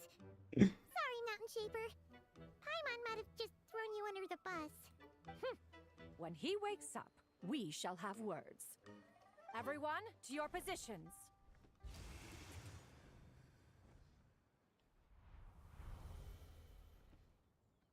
Be careful. A pest? I must catch it. Again! Oh, young one, it is you. Don't tell me. Cloud Retainer sent you? Ha! Such brazen insolence. Such presumption. Such boundless avarice. That wretched adept's impudence knows no end. If she dares lay a finger on my garden, I shall smash her cuisine machine to pieces. You think I am one to fold so easily?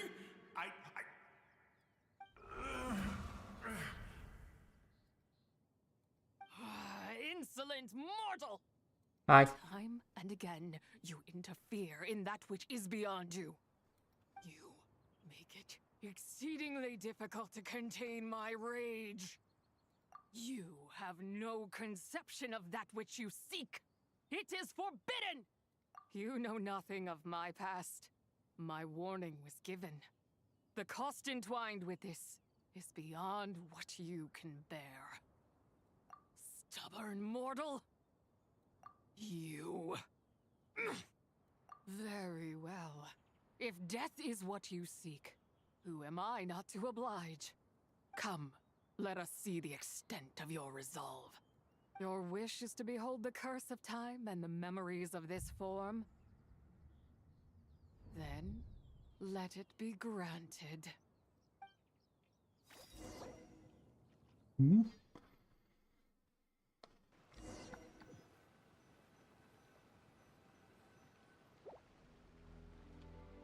Ooh.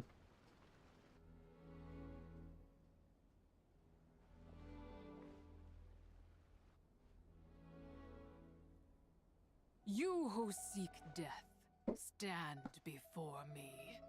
My prison. I was merely a trace of impure energy within Zabai's immortal body. When her soul was shattered, it should have been the end of me. But then, the one who governs time descended from on high and froze the moment of her death. And so, I remain in this world. unable to find release. A mortal who knows of her existence and would dare to speak her name. Who are you? Help. No, there is nothing we can do for each other. Her power, the one who governs time, it has surrounded me ever since. A blessing and a prison, all at once. Mm-hmm. No, I have been asleep in this prison for countless years, until a familiar presence woke me. Then, through that mortal girl's eyes, I saw it. As pure and bright as ever, unchanged across the millennia. It was the moon. That place is called Chuang Terrace. Did later generations rebuild the altar in a new location? It looks just like the one used to honor Tsupai. Could it be that traces of what happened back then still remain in this world? That memory is embedded deep within the essence of Tsubai's soul. It is one that should have been forgotten.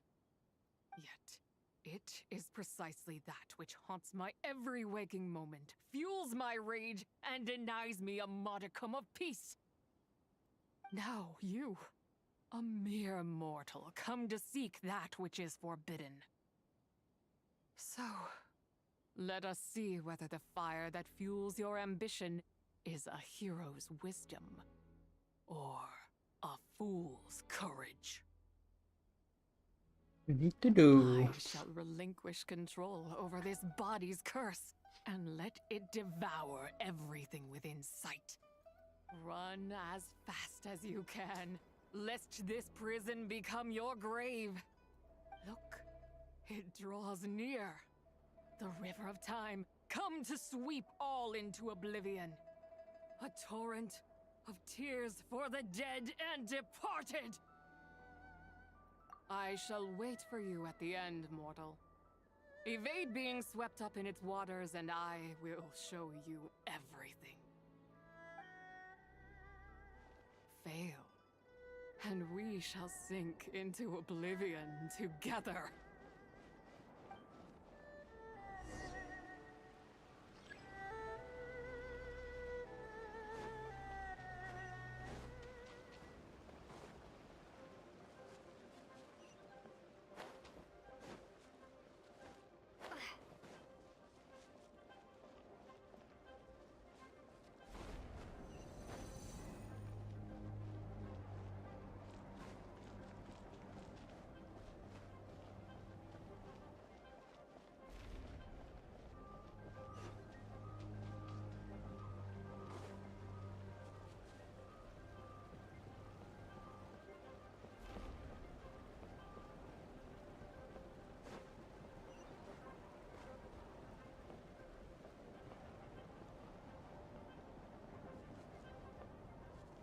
Mm-hmm.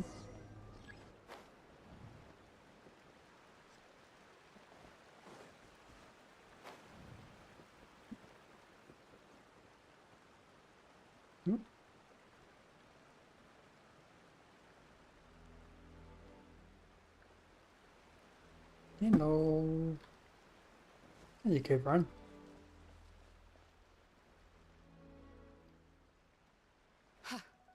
I did not expect that you would make it to the end. Yes, it would seem even time cannot hold you back. In that case, perhaps this truth is one you can bear. Come, let your wish be granted.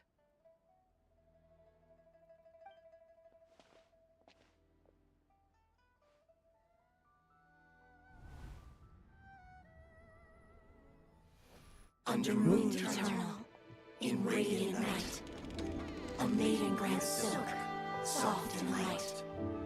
Under moon iridescent, in night divine, a maiden grants fiber, for cloth so fine. Under moon of the frost, in night so great, a maiden grants tools to divine our fate. What are Mom and Dad doing? Shh, just make a wish. The kind Adeptus on the moon is listening.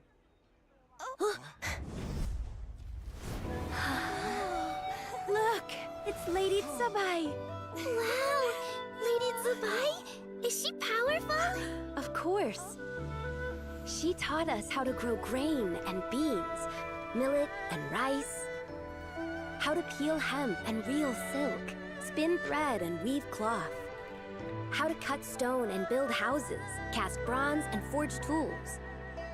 According to Mom and Dad, the Adeptus Tsubai is the god of soil and grain, who blesses our land and its crops. Huh? Lady Tsubai's leaving. It's all right. We just have to wait till next year. She'll be back.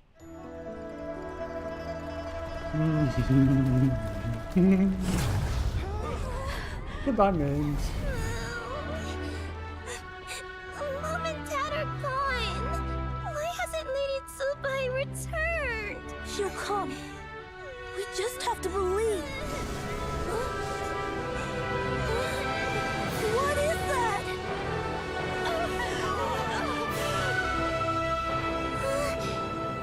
Lady Tsubai abandoned us. All places tainted by the abyss need to be purified. That includes Long Gone. Oh. And what of its people?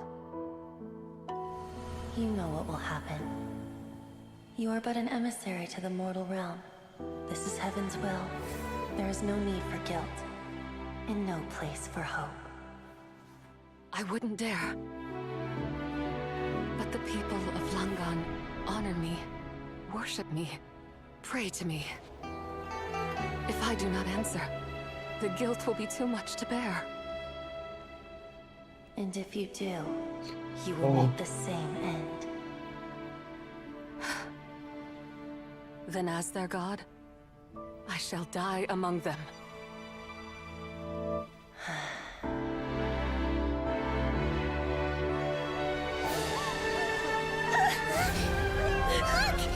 Lady Tsubai came to save us! I knew she wouldn't abandon us! Run!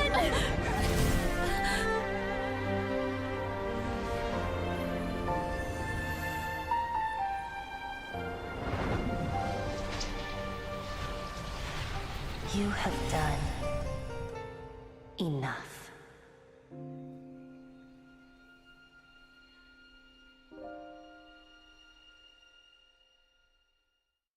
Now you know the truth. These are the memories that suffocate me where I stand and crush me under their weight. That's interesting. So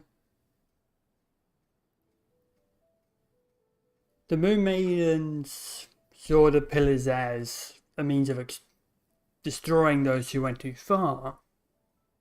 But at the same time, they were also used to purify lands, I guess, infected by the abyss. Which, as we see beneath, like, in the chasm underneath, it's all abyssy. So I guess it's sort of a both two-way thing. It's either due to the abyss present or because they go too far. Not just my nation, but the people I loved. Were it within my power, I would ignite a blaze fierce enough to burn a hole through the heavens themselves. It was a time of war, one that ravaged heaven and earth. Remnants of the battles tainted with cursed power fell from on high and devastated Langan. The heavens decreed that the tainted filth had to be cleansed. No matter the cost, if I just had more time, I could have helped more people to escape. But it wasn't enough! I just needed a bit more, and they all could have survived.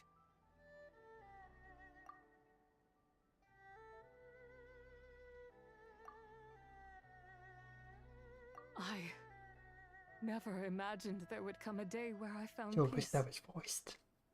So long this rage has been within me.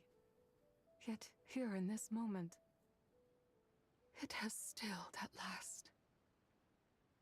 Thank you. If you wish to bring Zabai back to life, mortal, then you may take the part of her soul that lives in me. Just remember, from this moment onward, the fate of Langan's fallen rests on your shoulders. And that cannot now be changed. As I said before, I am but a remnant of Zabai's adeptal form, a manifestation of her wrath that was not meant to linger in this world. By taking away this fragment of her soul, you take away my shackles as well. So, let it be done.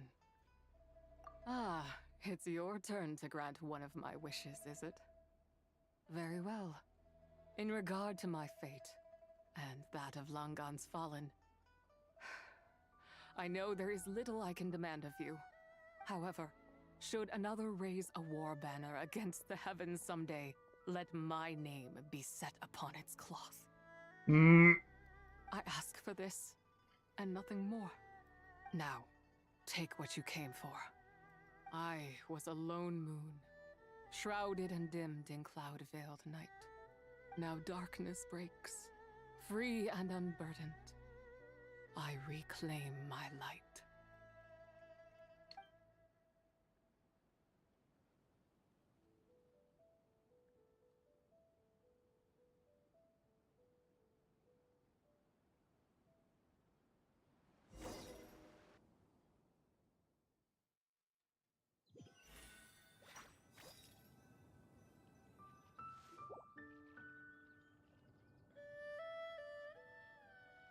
You think I am one to fold so easily?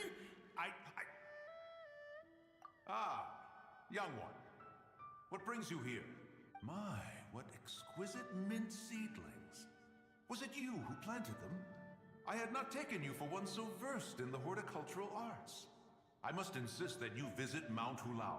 There is much we could learn. Ah, but this is Cloud Retainer's abode. She does not appreciate the verdant wonder that is mint. We should leave at once. If she sees us here, there is little I can do to protect you. You weren't? Was it Mooncarver then? My, what nerve he has. What? Looks like Mountain Shaper is back to normal. Has the matter with Zizha been resolved then? Wow, that was fast. That took, what, like a second? A second to us, perhaps. But for the Traveler, I imagine it felt much longer than that. One's plan was most successful then. And you're all right, Traveler. You don't feel strange in any way? Nay. Well, sounds like good news all around. I'm glad this matter is resolved. What is this matter you speak of? The possession of that mortal child?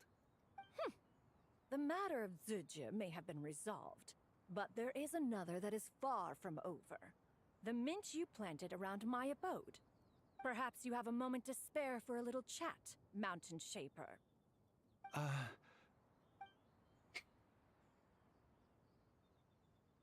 You seem reluctant to talk in detail about what happened with Zizha.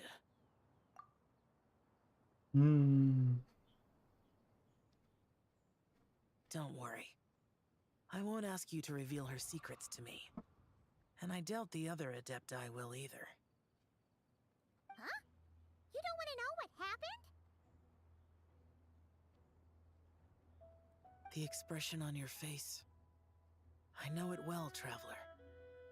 It's one I've seen Rex Lapis wear on many occasions. Whatever you learned, it must be too heavy to share.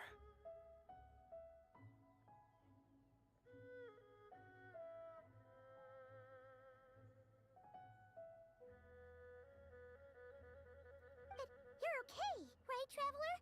That deadly self didn't hurt you, did she?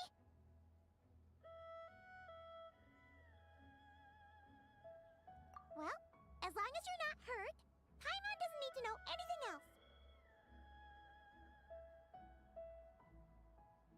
Even so, I hope you feel like you can entrust me with it.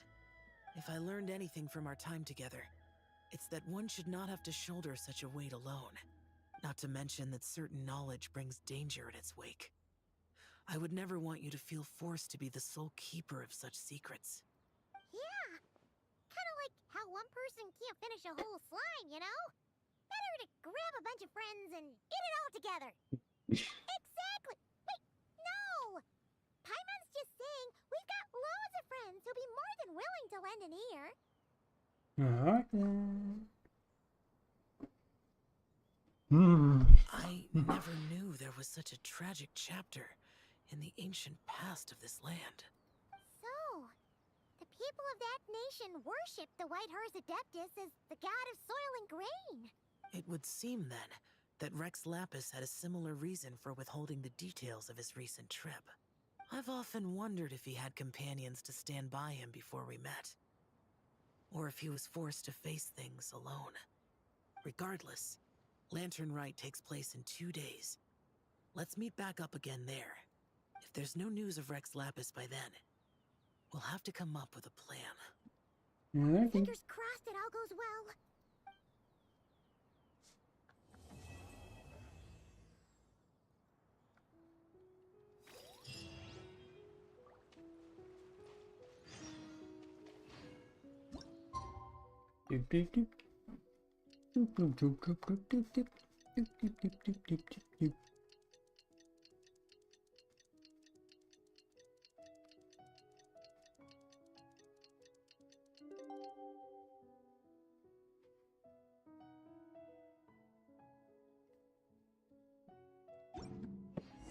It's time to meet back up with Xiao. Let's head to Mount Outsong.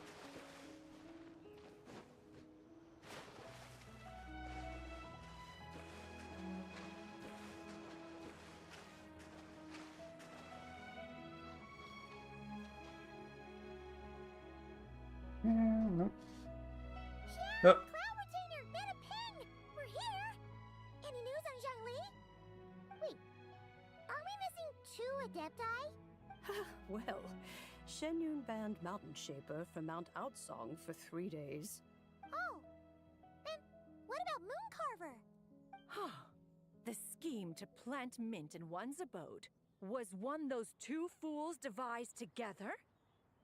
And when it comes to punishment, one does not discriminate. His banishment ends in 3 days as well.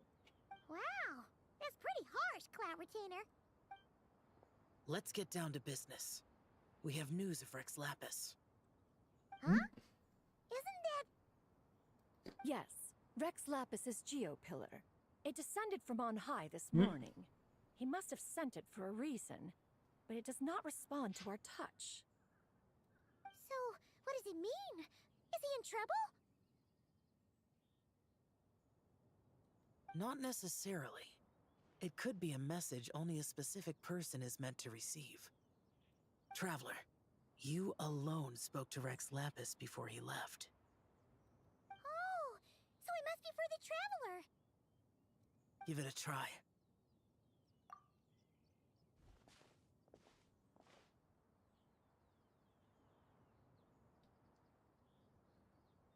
Come to the spring on Mount Qingse.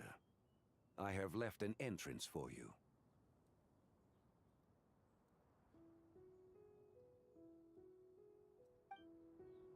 Well? Just as one surmised, it seems that Rex Lapis will not countenance our involvement in this matter. That would not surprise me in the slightest. He's always had a soft spot for the Traveler, after all. But be that as it may, we have served Rex Lapis for millennia now. In other words, I'm sure this has nothing to do with favoritism. He's probably just trying to protect us. That's right. So you mustn't let your guard down, even if Rex Lapis is by your side. Alright. Alright, let's get going. We'll try not to keep you all waiting. A realm of people.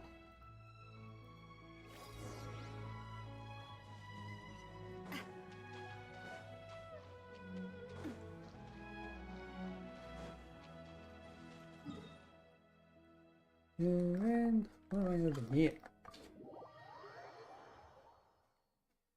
Ah! Oh!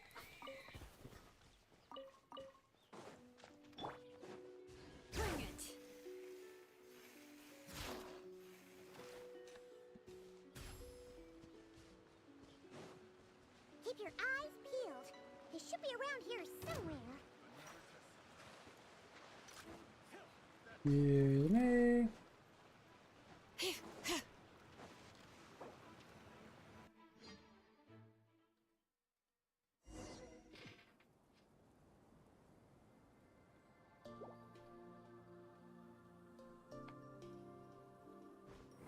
Wait.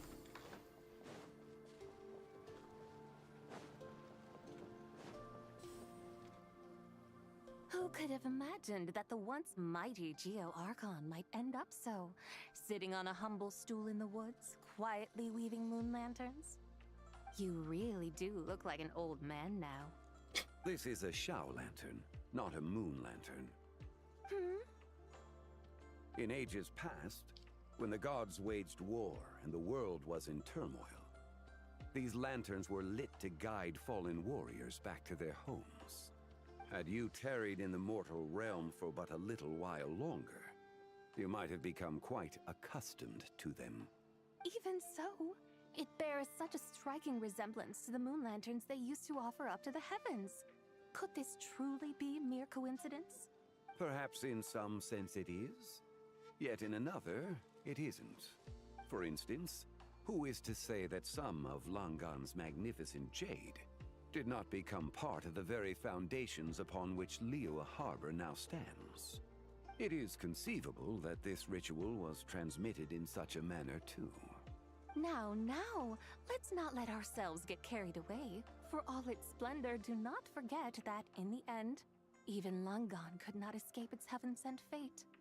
Alas, it is just a pity that the little creatures of this world may never again lift their eyes to the moon, even should misfortune befall them. But you, Geo-Lord, now that you rule this realm, why take the trouble, not to mention the risk, to visit one who bears such profound guilt as I? Are you not afraid that you might be sullied by the curse of time that was laid upon me? There is no risk to speak of.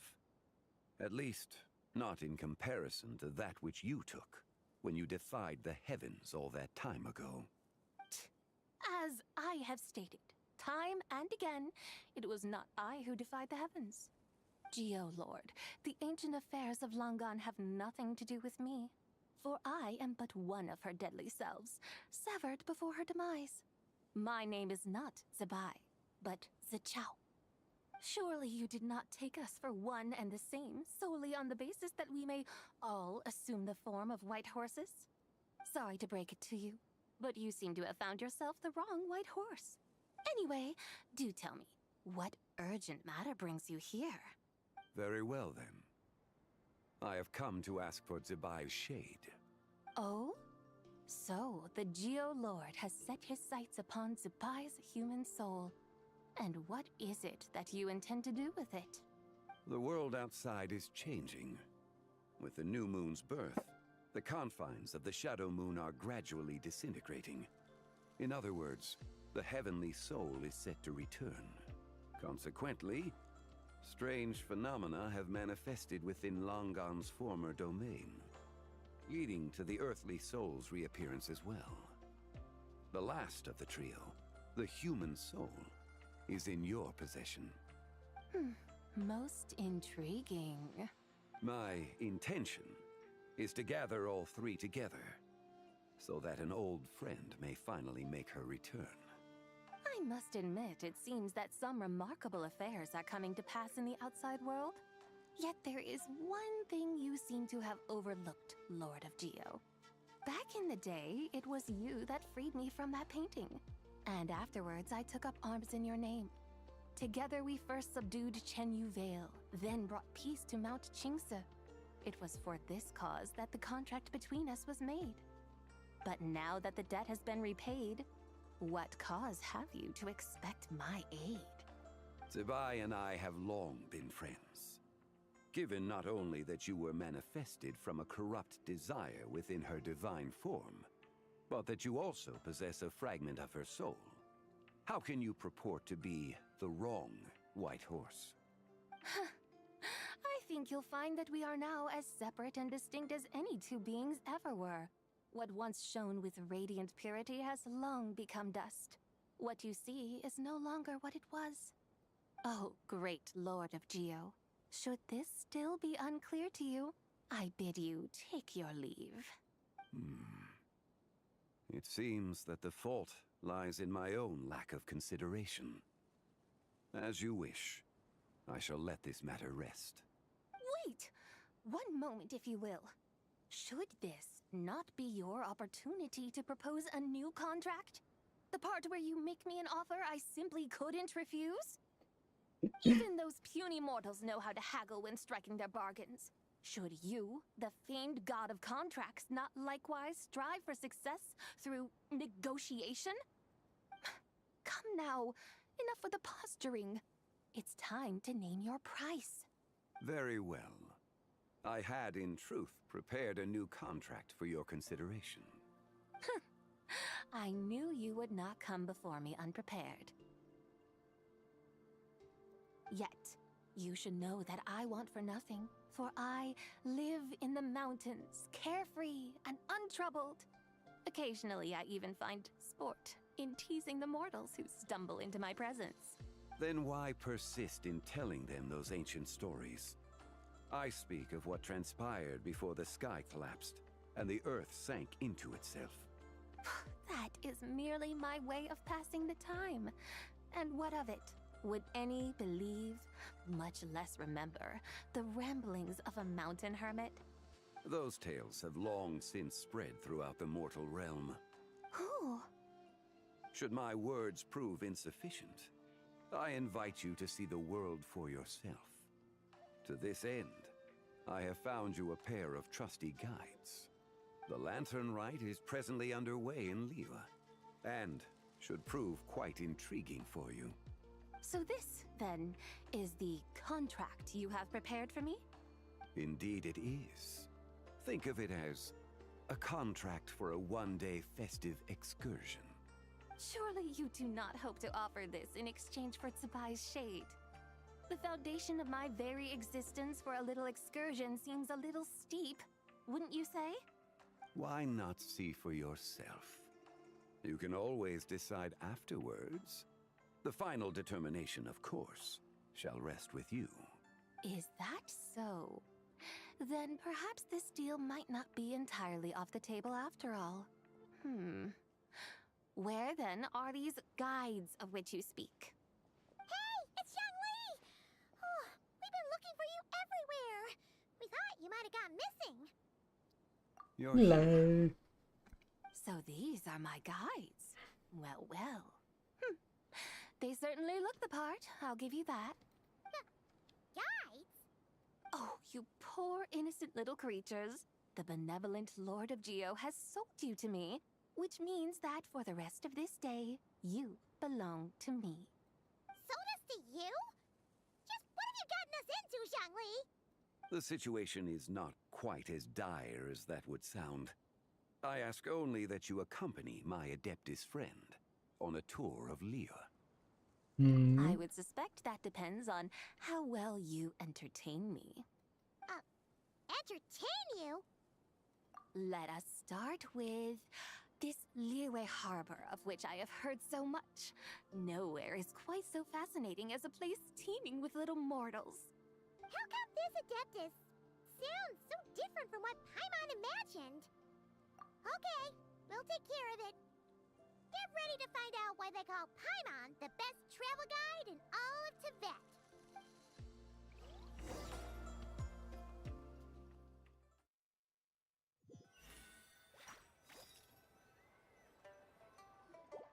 Look! We've arrived at Liyue Harbor. Not only is it Tibet's busiest port, it's also the beating heart of Liyue.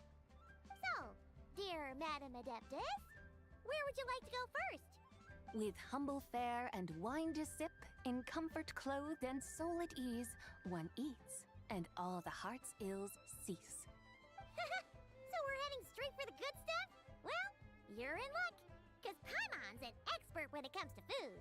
There are two main cooking styles in Liyue. Li cuisine, which is all about mountain delicacies, and Yue cuisine, which is centered on seafood. The most famous restaurants are Liyue Pavilion and Shinyue Kiosk. Oh, now Paimon's starting to drool. Yeah? us to go try them both. 2 meals back to back.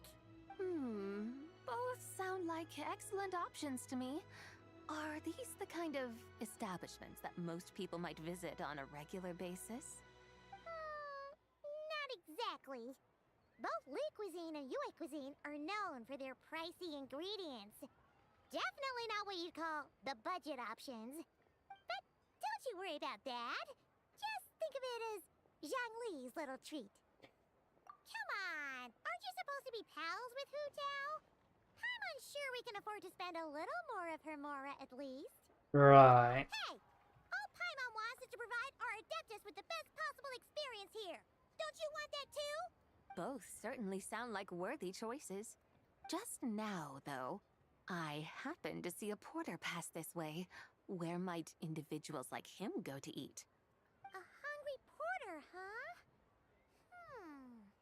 Oh! Paimon knows just the place! I'm in restaurant? Nothing fancy schmancy there. Just tasty dishes made with simple ingredients in a variety of different styles. Most importantly, it's great value for money, too. No wonder everyone loves it, huh? Oh, and the owner happens to be a good friend of ours, too. One mean restaurant. Yes, even the name itself feels lively and down to earth. All right, let's make it our first stop. Yippee! That's a great choice, too. Alrighty, let's head over there right away. Paimon can't wait to dig in. One mean restaurant, here we come.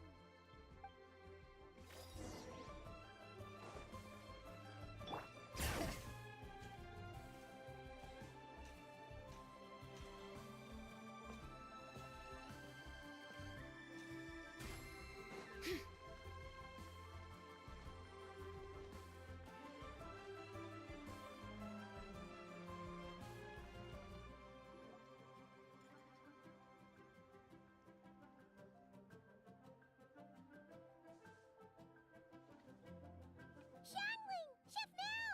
We're here! Oh, hello there! What a surprise to see you two. Welcome, welcome! Hey there, Traveler and Paimon. We're a little busy today, so grab a table while you still can. But I don't think I've met this lady before. Is she a new friend? You could say that. Oh, I see. Well, hey there. A friend of the Traveler's a friend of mine, too. Don't worry, we'll take good care of you. Just order whatever you want, it's on the house. By the way, I'm Zhongling. I cook here at One Mean Restaurant.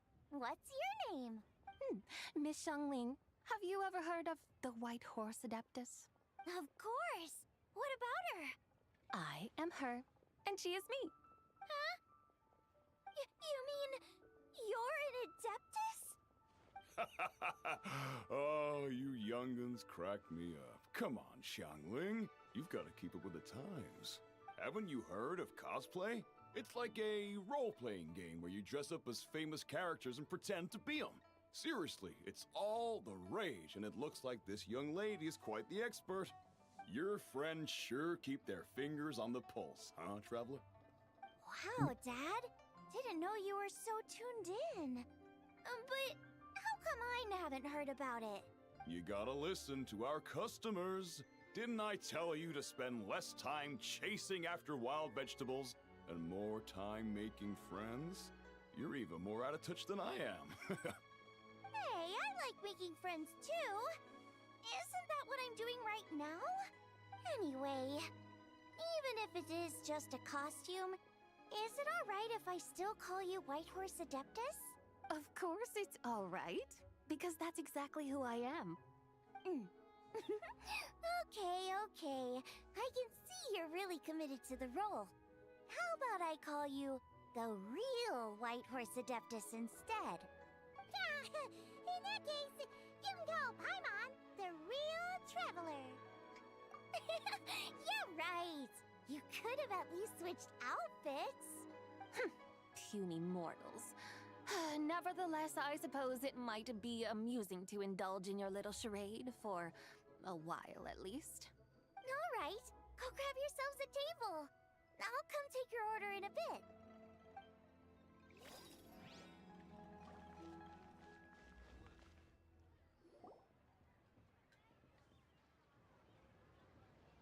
Hello. May I ask if Miss Xiongling and Chef Mao are here? Yeah, they're just over there. Wait a sec. Aren't you? So, what would you like to... Huh? You're... Hello, Miss Xiongling. It's me, Lu Xiongxiong, the one who broke some stuff here at your restaurant a few days ago. I just wanted you to know how sorry I am. I honestly don't know what came over me. Please, please forgive me. Oh, it's you. You really gave me a fright that day, young lady. You didn't actually get food poisoning from our black-back perch stew, right? Come on, Dad. She's come to say sorry. It's alright, Miss Lu. You must have been feeling a bit off that day. You're looking so much better now, though. Why don't you grab a table, too? This one's on the house. No, I couldn't possibly. Hey, it's totally okay. We all feel under the weather sometimes, especially when we're away from home. Go on, find yourself a... yikes. Looks like all the tables are taken. Wanna come sit with us? We've got an extra seat over here. Thanks, guys. So what would you like to eat today? Feel free to order anything you like. I should very much like to sample your renowned poisonous blackback perch stew. It wasn't poisoned. That was all on me. So that's one portion of blackback perch stew. How about you guys? Paimon wants... Sure thing. Looks like Paimon's having trouble making up her mind. Anyway, I guarantee you'll love it. Let me think. Well, since the blackback perch stew is on the spicier side, I guess it makes sense to balance it out with a serving of stir-fried shrimp. And since it's Lantern Rite season, you better try out the triple-layered consommé and come and get it too. Those are our seasonal specialties. As for the carbs, since we've got a full table, how about some right at home? Along with our special chili mince cornbread buns. Trust me, you won't be disappointed. Then for dessert, I'll whip you up some Lucky Snow Delight. I just came up with it a few days ago, and I can't wait for you to try it. Wow! Sounds like quite the feast. Looks like Paimon's in luck today. Am I the only one who thinks that's way too much? Not at all. Don't worry, I know what I'm doing. And to top it all off, our star dish, Adeptus Temptation. You should know that we don't often serve this here at Wanmin Restaurant. But since this is my first time cooking for the White Horse Adeptus, I'm pulling out all the stops. Okie dokie, just sit back and relax. I'll have your dishes out in no time. Hold on. Did I just hear Miss Xiangling mention the White Horse Adeptus? You did indeed. And you're looking right at her. That's a joke, by the way. She's cosplaying. Oh, I see. Phew, almost believed you there for a moment. Tell me, little one, what business might you have with the White Horse Adeptus? It's a long story. Basically, a while back, I took part in an archaeological dig over at the chasm. While we were there, we discovered a number of relics. Our findings show that they date back to the era of Long Gone, an ancient nation whose people are said to have been the ancestors of some of the modern-day inhabitants of Chenyu Vale. And why might such matters concern the White Horse Adeptus? Because some of those relics not only seem to contain textual references to her, but even depictions of what she looked like. There have long been legends claiming that the White Horse Adeptus was a deity of that era, but there are plenty of other theories out there too. If I could just locate some more detailed records, I'm sure we'd be able to find out so much more. So you're into history? Well, to tell you the truth, I actually joined the archaeological team by sheer accident. But once I'd started down this path, I knew that I wanted to make something of myself. Recently, though, things seem to have taken a turn for the worse. Still can't believe I caused such a mess and even ended up hurting someone. Oh, so you're considering becoming a martial artist now instead? No, I mean, they weren't seriously hurt. It was just a few scratches, and they let it go after my mother compensated them. Either way, my career's pretty much over. And even though both the victim and the Ministry of Civil Affairs say they won't be pursuing the matter any further, my father says he's going to punish me according to our family rules. Family rules? Yeah, he's decided to ground me. I'll have to return to Chaoying Village after Lantern Rite, and goodness knows when I'll be allowed to leave again. Wow, that's harsh. Sounds like the kind of thing only rich, super traditional parents would do. We're not exactly rich, though. All we own are a few tea fields in Chaoying Village and a guest house in Liyue Harbor. A guest house? It isn't Baiju Guest House by any chance? Ah. Yep, he's my grandfather. So, you've heard of the guest house before? Small world, huh? Come to think of it, didn't Boss Fu mention something about hoping that the White Horse Adeptus would show up and let her divine power be known? Sure, but Paimon's guessing this wasn't exactly what he had in mind. Little one, it sounds to me that your family is rather well off after all. What then drew you to archaeology? Why subject yourself to such unnecessary hardships? Even if I stayed at home, there's no guarantee I'd lead a nice, easy life. Just look at my father. Recently, my grandfather put him in charge of the guest house, and he came up with a bunch of ideas right away, starting with changing its name. That didn't turn out well, though. My grandfather yelled at him for days, even calling him a bad son, and they still haven't let it go. Oh! Paimon thinks we might have heard about that too. Long story short, being dependent on others is never fun. You just end up being completely under their thumb. That's why I want to make it on my own out here, no matter how hard it is. After all, as the saying goes, to rise above others, one must endure the hardest of hardships. What's so funny about that? You poor, innocent little creatures never fail to amuse me.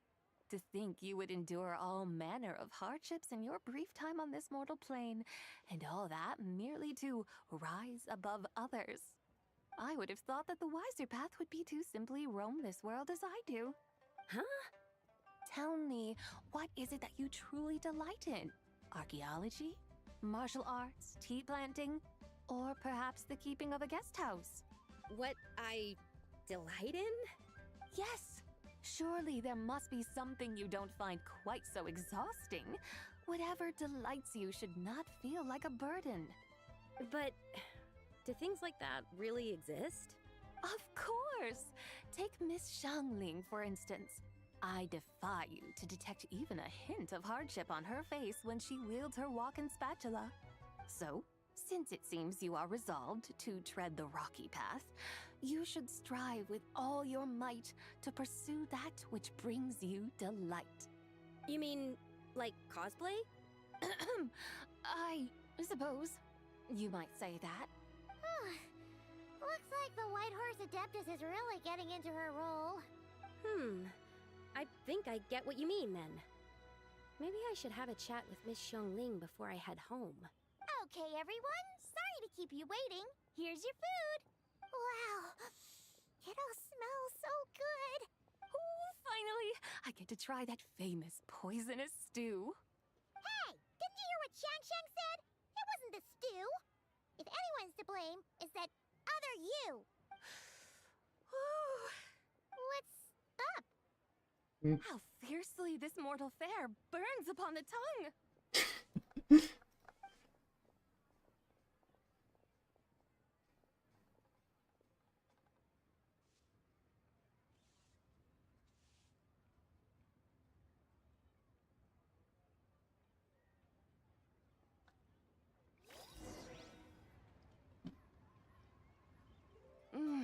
Most satisfying as poisonous stews go. So, where to now? time, I think, to seek out some diversion. Oh, there's plenty of entertainment options in Liyue, Paimon will tell you that. The locals like to drink tea, walk their pets, play chess, watch operas, attend storytelling performances. Storytelling performances? You know, like listening to people telling stories. They're usually based on old Liyue legends, just like their operas. Stuff like The Divine Damsel of Devastation, Through the Eyes of a Dragon, or The Sanctification of Tao Do. What about the story of the bright moon that sits in the sky above us?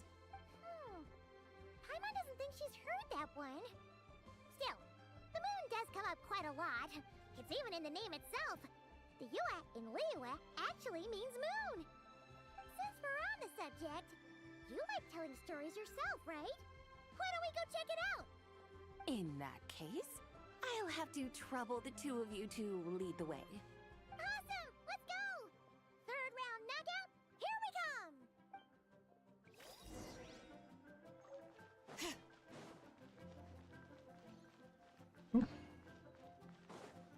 Hello, Jen.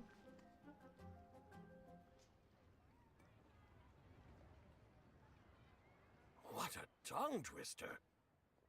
I'd have made a complete fool of myself if I tried to say it on stage without practicing it first.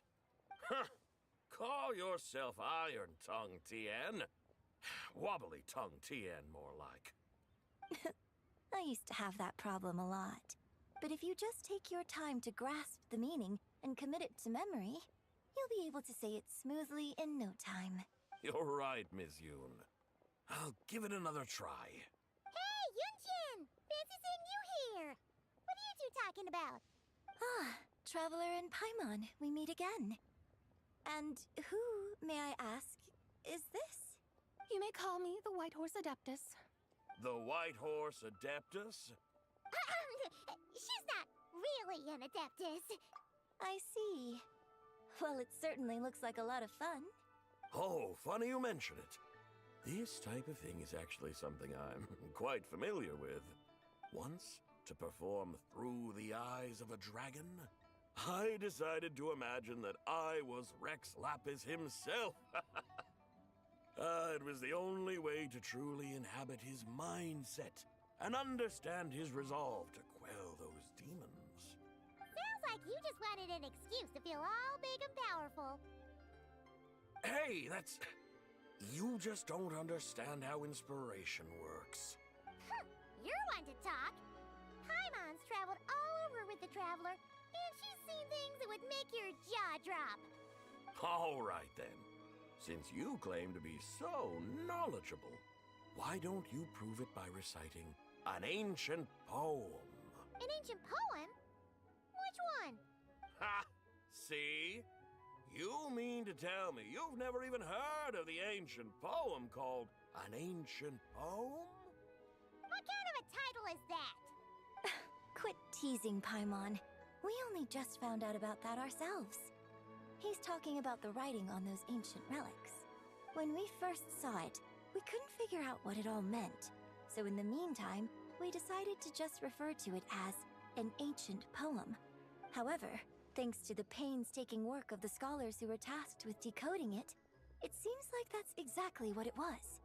Or rather, an ode offered in veneration of the moon and the White Horse Adeptus. Oh yeah! Didn't Kuching mention that before? It's got something to do with Longon, right? That is correct. The Ministry of Civil Affairs has issued a notice stating that, although it is true that the moon may disappear tonight, we should be in no danger. In other words, there's nothing to fear. But if you're worried, we can always take a leaf from the Book of the Ancients. By reciting this poem, I mean, and calling for the White Horse Adeptus' aid. If we do that, I'm certain she'll protect our moon and keep us safe. Oh, seriously? Paimon has to get a look at this.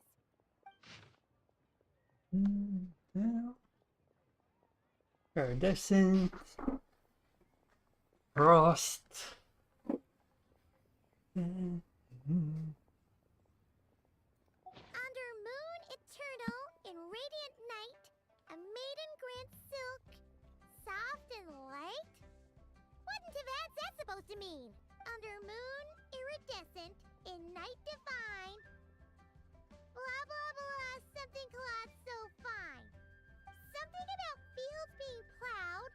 Something else about seeds being sown from the earth. Seriously?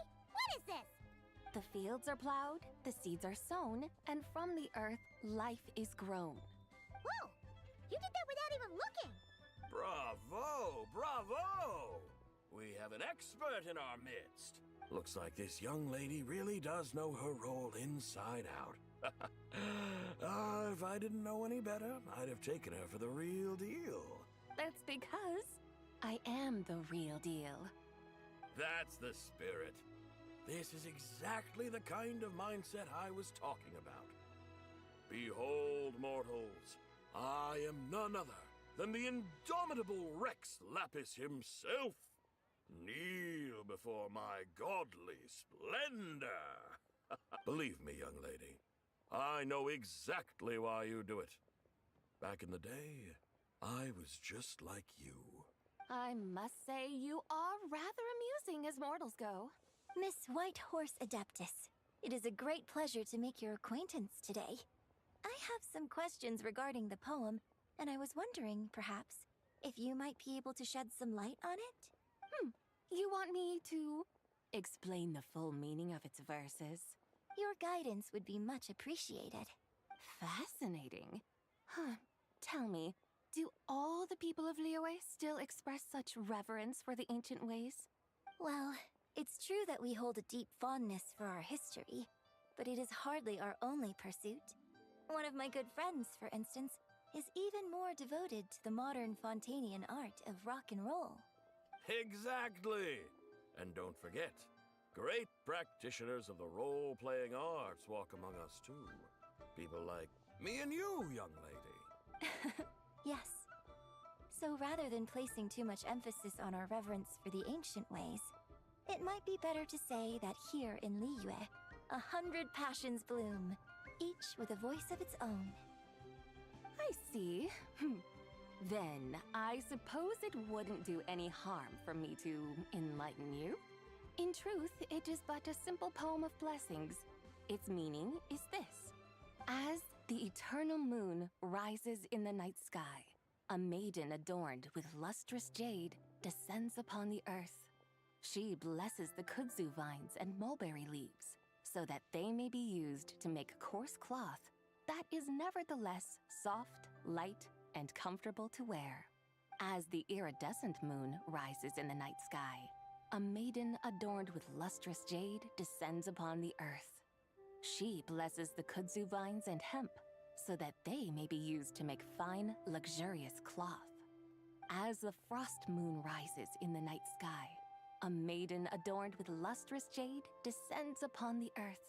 She blesses the mugwort and artemisia, so that they may be perfect for divination. So she really did come down from the moon? She shows the people how to use the plow and spade to purge the land of weeds, till the soil, and heap up the earth to make it fertile. Then with the hoe, she teaches them to sow their grain, bestowing the promise of life upon every seed. She blesses the millet and the beans, ensuring that their stalks and vines stretch forth without end. She graces the wheat and the rice, so that their heavy heads are filled with plump, glistening grain. Sounds like she's a real pro at all this farming stuff. The fruits of the field are harvested and brewed into sacred wine for honored guests. This we reverently present to the divine maiden, with every ceremonial step flawlessly observed, so that she may witness the depth of our piety and respect. Oh, divine maiden, how can your graceful presence in the sky not seem like that of a fairy descending from the heavens? Oh, divine maiden, how does your pure and radiant form not resemble the guardian spirit of our land? I send my heart's desire, ascending to the heavens, beseeching you to grant us good fortune and blessings in the coming year. Huh? So, that's what it's supposed to mean? I find myself speechless, moved beyond the power of words to convey. Oh, young lady, You have shown me the heights to which a true role player might aspire. A truly remarkable performance. I did not anticipate that anyone could unravel this poem with such depth and clarity. And so soon after the Ministry of Civil Affairs noticed, too. I'd even begun to consider myself somewhat versed in the matter. But as they say, there's always someone more knowledgeable out there. Allow me to extend my thanks to you, Miss Whitehorse Adeptus. You are far too humble, young one. I must confess, it is I who have been surprised. Not only by you, but also by this Liyue harbor of the present day. Ah, so you're not from Liyue. And what, may I ask, has surprised you about it? Oh, it's nothing really. Just some old memories scattered here and there. Very well, my guides. I suppose it is time we set forth on the next part of our excursion. I'd like to go see that wharf now. What say the two of you? No problem! We'll take you wherever you want! Oh, leaving so soon? Before you go, allow me to introduce myself. I am Yunjin, director of the Yunhan Opera Troupe. May I ask your name in return? My own name is scarcely worth mentioning, but since you asked, perhaps I'll tell you the title of that poem instead. Huh? So, it isn't actually called an ancient poem? Of course not. Its real title is Odes of Long Zabai. Odes of Long Zabai. All right then, until we meet again. He thinks he knows or not? Bring it.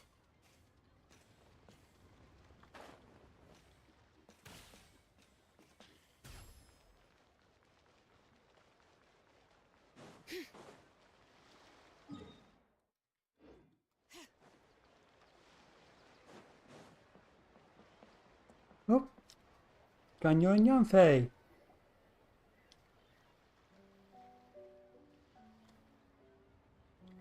Hey, Ganyu! I almost forgot to mention. On my recent trip to Notcry, I came across something really fascinating in the Frostmoon Scion's library. I found records in their collection of another divine envoy living on the moon. A divine envoy on the moon? You don't think it could have been referring to the White Horse Adeptus too, do you? No way to say for sure. Still, the similarities A new between our voice? legends are intriguing, to Sounds say the different. least. Isn't it amazing? Especially when you consider how far apart we are. It truly is. We might live in different lands, but when we look up at the night sky, we all see the same moon and stars. Right? It's like we're all bound together, no matter where we are. When you think of it like that, it's almost as if our friends from other nations will be right here celebrating with us. Isn't that a wonderful thought? No wonder you were so excited to go see the giant lantern when you first got back. Sounds like you're a real fan of the White Horse Adeptus, huh? I guess you could say that. Just a pity she's so elusive. Even Granny's never met her, you know? Maybe she really is just a legend after all. Hey, Yanfei and Ganyu! Trust, Paimon. The White Horse Adeptus is as real can be. Huh? Oh, look! It's the Traveler and Paimon! Feels like I haven't seen you two in, like, forever. Happy Lantern Rite. It's so good to see you again. Hey, you two. Happy Lantern Rite. Did I hear you right just now, Paimon? Does that mean you've actually seen the White Horse Adeptus? She has indeed. And now, so have you. And you are? Why, who else? The White Horse Adeptus, of course. Could you maybe start with something else next time? You're the White Horse Adeptus? That's right. Allow Paimon to introduce you to our new friend, Zichao. She's been low-key obsessed with cosplaying the White Horse Adeptus ever since we met her. I see. Well then, greetings, Miss Zichao. My name is Yanfei, and recently I've been low-key obsessed with learning everything I can about the White Horse Adeptus. I'm sure the two of you will get along like a house on fire. Oh, and by the way, I'm Ganyu. So, Miss Chow, you must be here to see the giant lantern too, right? Hmm? A horse-shaped Zhao lantern? Is that what I think it is? That's right! A lantern made to honor the White Horse Adeptus herself. Isn't it gorgeous? Huh? What are you laughing at? Both the lantern and myself. What do you mean? Well, this lantern truly is an artistic masterpiece.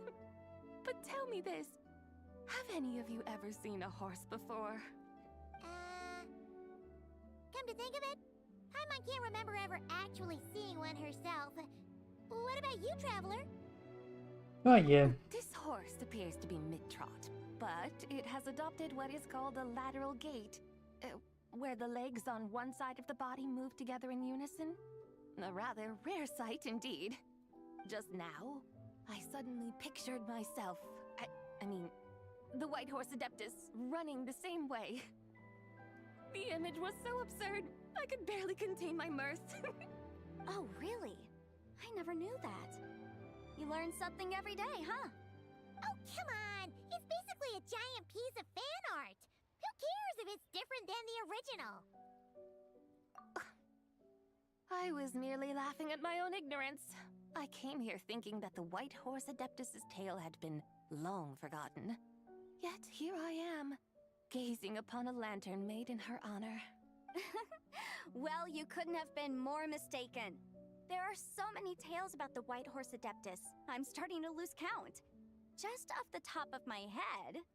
Just so you know, Yanfei, we've heard it all like a million times before.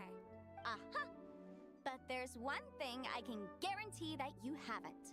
Huh? You mean like a new chapter of her stories come to light? Mm-hmm. And I heard it from Ganyu just yesterday. Hey, why don't you share it with the others? Sure, no problem. Where to begin? Do you guys still remember what Liyue's Moon Chase Festival is about? That was a long time ago. It's a festival held in honor of the Stove God. That's right. But it took a really long time for the Stove God Festival to become what it is today. In its earliest form, it was actually an adeptal ritual known as the Moon Chase Rite. Paimon remembers Madame Ping mentioning that before, but she never explained exactly what it was. According to Cloud Retainer, the Moon Chase Rite was originally a ritual meant for communicating with the moon. Communicating with the moon? But for what purpose? At first, Cloud Retainer wasn't entirely sure either, as it was always Rex Lapis who performed the ritual. Whoa! Rex Lapis did it himself? Must have been a really important ritual. That's right. Unfortunately, despite numerous attempts, they never actually received any response from the moon, which is why they eventually stopped performing it. But then, just yesterday, Keqing took a picture of the moon being obscured by a dark hole to Cloud Retainer and asked if it had anything to do with the Moon Chase Rite. The moment Cloud Retainer saw it, it suddenly dawned on her that the rite might have been an attempt to reach the White Horse Adeptus all along. Does that mean Zhongli's been trying to bring back the White Horse Adeptus all this time? So how about that?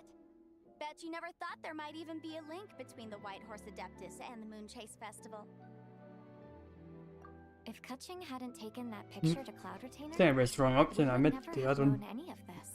This is probably what Keqing was referring to that day when she mentioned there were some ideas she wanted to follow up on. So, Geo Archon. All this time, you've been striving to awaken her. Huh? What do you mean, awaken? Nothing. What I truly meant to say was, this new insight you've provided has been truly eye-opening. Oh, by the way, my trusty guides, I've been meaning to ask, where in Liyue Harbor might one enjoy an expansive scenic view? Huh? We're off to the next stop already? But Paimon's barely done digesting that lore bomb just now. All the more reason to find the right spot to let it sink in. Oh, Oh, so that's what you're up to. A tour of Liyue Harbor? In that case, if you're looking for a spot with a panoramic view, I'd recommend Yujing Terrace. That's a great idea. Since the terrace is on higher ground, the sea view from up there's so much better. Great! Well, the Lantern Rite's about to start, so we should get back to Granny's now. Hope to see you all at the festival tonight. Oh, you're off too? All right then. See you both soon. See you soon.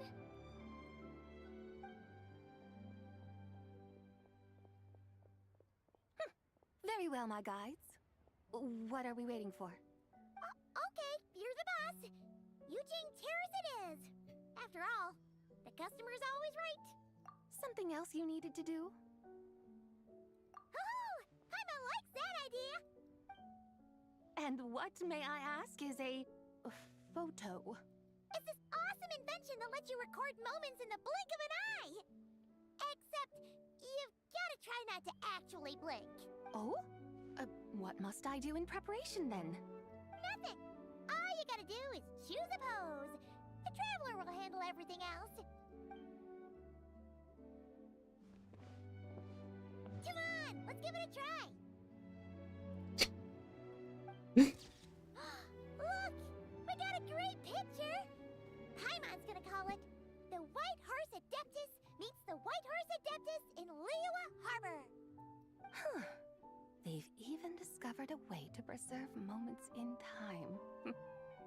Now I truly am curious to witness what else these mortals might accomplish. Very well, let us proceed. Eugene Terrace lies in that direction, does it not? Hey, wait for us!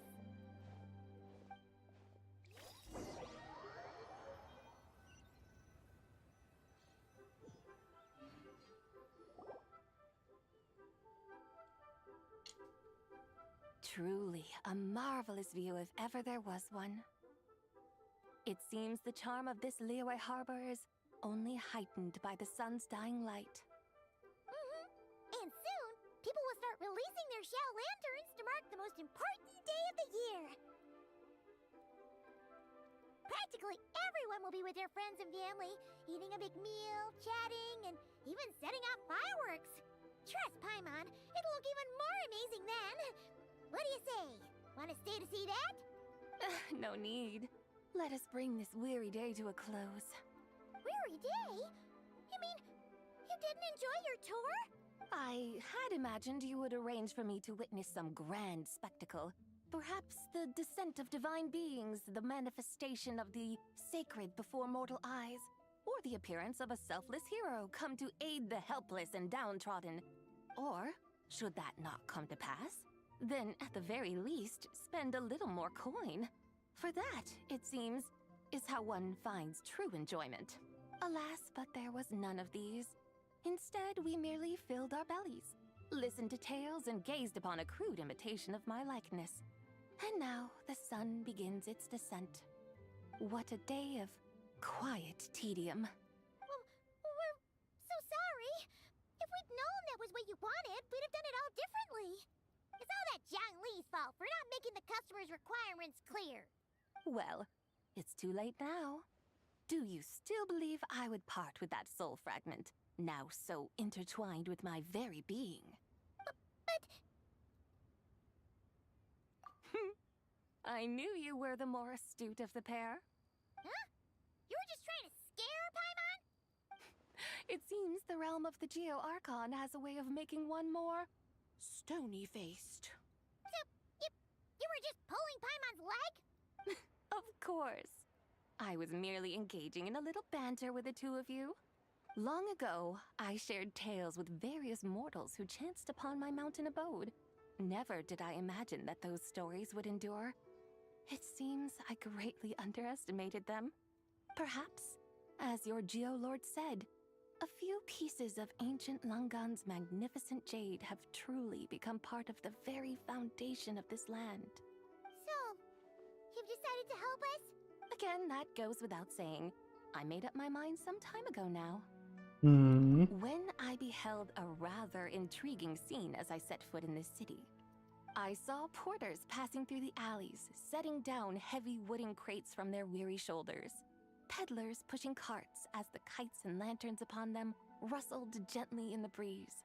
I saw cooks cooking, actors acting, scholars reading, soldiers marching, children playing, elders resting, officials officiating, and the common folk absorbed in this or that, reveling in the simple joys of life. Some, it seems, have already found that which stirs their hearts, while others continue to fret, troubled by uncertain futures. Yet, in this gentle and serene order, each holds fast to their anticipation, not only for the celebrations to come, but also for the first light of the morrow. Scenes I once yearned to behold now unfold before me, no longer in Langan, but in Liyue Harbor, thousands of years on. How wondrous is this mortal realm? Thank you, Whitehurst Adeptus! Thank you so much! Adeptus, Adepti, perhaps the singular art in which we are truly proficient is that of sequestering ourselves within the high mountains. But once we leave our mountain refuge, we find ourselves drawn back to mortal ways all the same.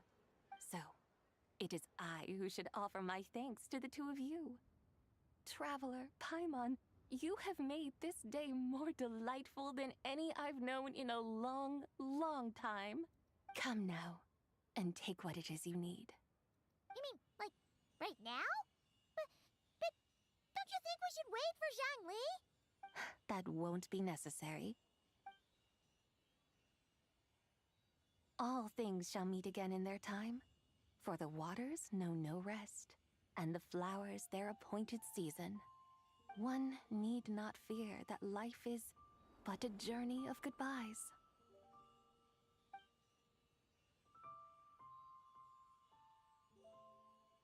Is she gone?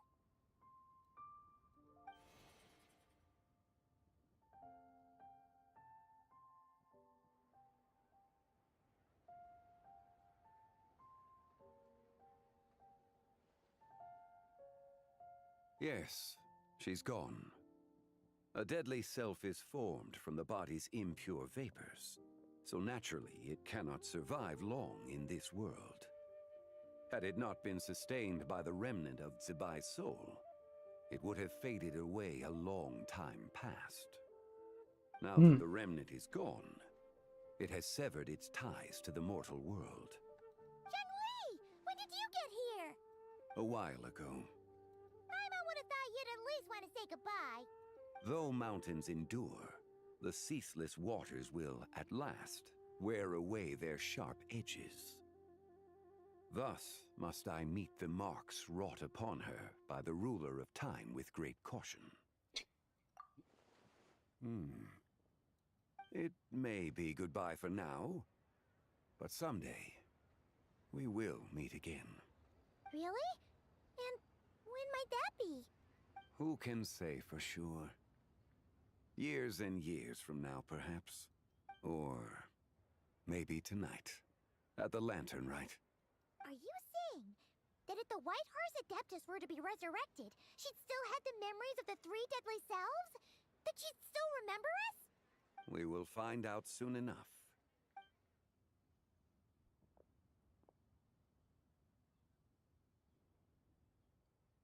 It is time. The rite is about to begin.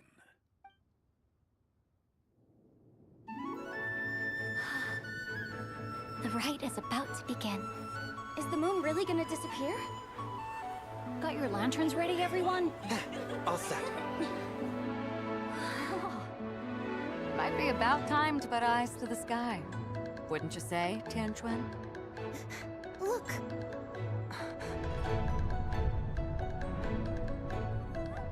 When the sun's out, eat the sun. When the moon's out, eat the moon. Whoa, is this the lunar eclipse? Under moon eternal, in radiant night, a maiden grants silk, soft and light.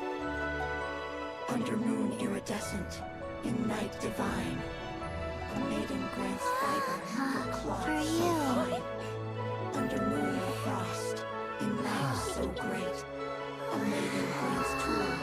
divine our fate.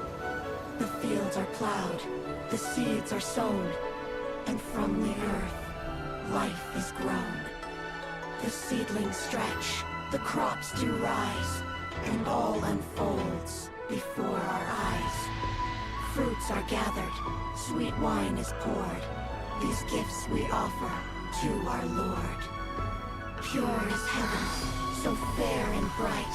She shines as light in this dark night. And with her does this, wish take flight.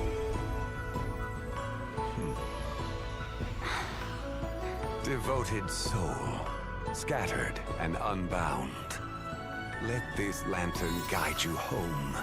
By its light be found.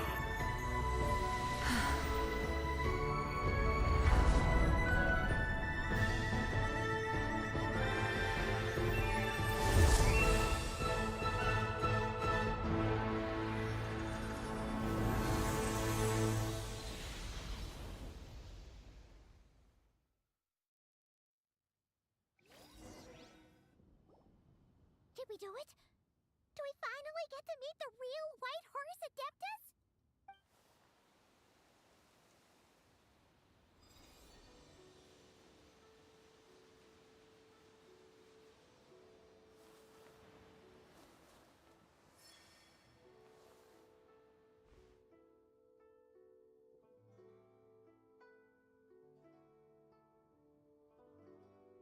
Hello, hello. This place. Where am I? A familiar land, now known by the name of Liyue. Liyue? The peaks adorn the clouded moon. Then, who might you be? Oh no! She seems to have lost all her memories after all. And those countless lights in the sky. What are they? These lights, each like a dwelling in glad accord, usher in this day of joyous rebirth. And whose rebirth might that be? That of my old friend, Zibai. Zibai? Yeah, that's you! Don't you remember anything at all? That's... me? Oh, yes. The envoy of the Lunar Palace. My name is Zibai, indeed. Then you must be... the Lord of Geo, Heaven's Star. Many years have passed since we last saw one another. Zibai, my friend. Welcome home. Heaven Star, that's an interesting title to call him. Home? But why does this place, this Liyue, feel at once so strange and yet so familiar? Who you are? Who are you? Ah, yes, I remember now. You are that treasure-hunting damsel, the one stricken by the poisonous fish stew. How goes your quest for treasure? You must have achieved both fame and fortune by now, I trust. Hey, you've got it all wrong! You're talking about Lu Xiangxiang. And how many times do we have to tell you? She wasn't poisoned! Sheesh! But I could have sworn... Oh, that's right. You're that impudent blonde youngster who kept meddling in my affairs. And to think you even had the audacity to presume yourselves worthy of being... What was it again? Ah, yes, of being my guides. How very wonderful to see you again, my most faithful and beloved guides. I trust all has been well in my absence? Well, she finally got it right. But that sudden mood swing felt even weirder. It's like her head's packed full of slimes. It is possible that her cells have not yet settled. After all, they've only just been brought back together. It may be some time before she fully recovers. Huh? You mean, kinda like she's still half asleep? That I cannot say for certain. Perhaps a few days. Perhaps a few years. A few years? Mortal years are but a poor measure when divine beings tread the realm of dreams. Well, if you say so. Anyway, at least she's whole again, right? That already seems like a pretty good outcome to Paimon. Yes, there is little cause for worry. We need only wait and let time take its course. Say, what are those little creatures over there up to? Celebrating Lantern Rite, of course. And those lights up in the sky? Those are all Shao lanterns. This year, each and every one of them carries a little wish inside. Lantern Rite. Then, may I join in too? Of course! Why else do you think we've been running around like headless chickens these past few days? Tell you what, Traveler, why don't we take the White Horse Adeptus out to celebrate? Who knows? Maybe seeing some familiar faces might help her find her feet? Hey, Zhangli! You've got some time on your hands now, right? Why don't you come along with us? By no means a bad idea, Paimon. Oh, and Zabai, before Paimon forgets, when we meet the others later, remember to wish them a happy Lantern Rite! Happy, Lantern Rite? Happy Lantern Rite! Yes, happy Lantern Rite indeed. Well then, let's go!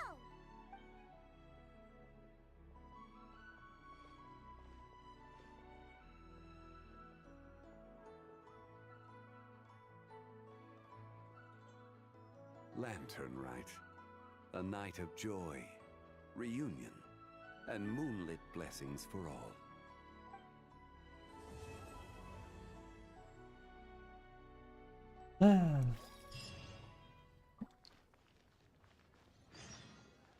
Whoop, not quite the end. Got a little bit more to do.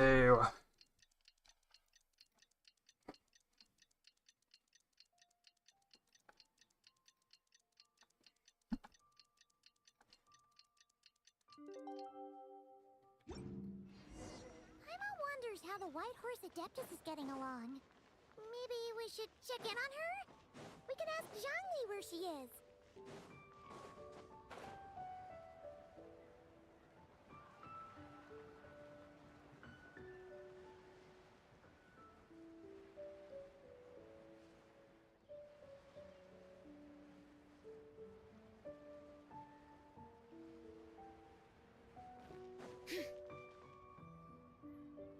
Oh, looks like Zhangli hasn't stopped by for tea today.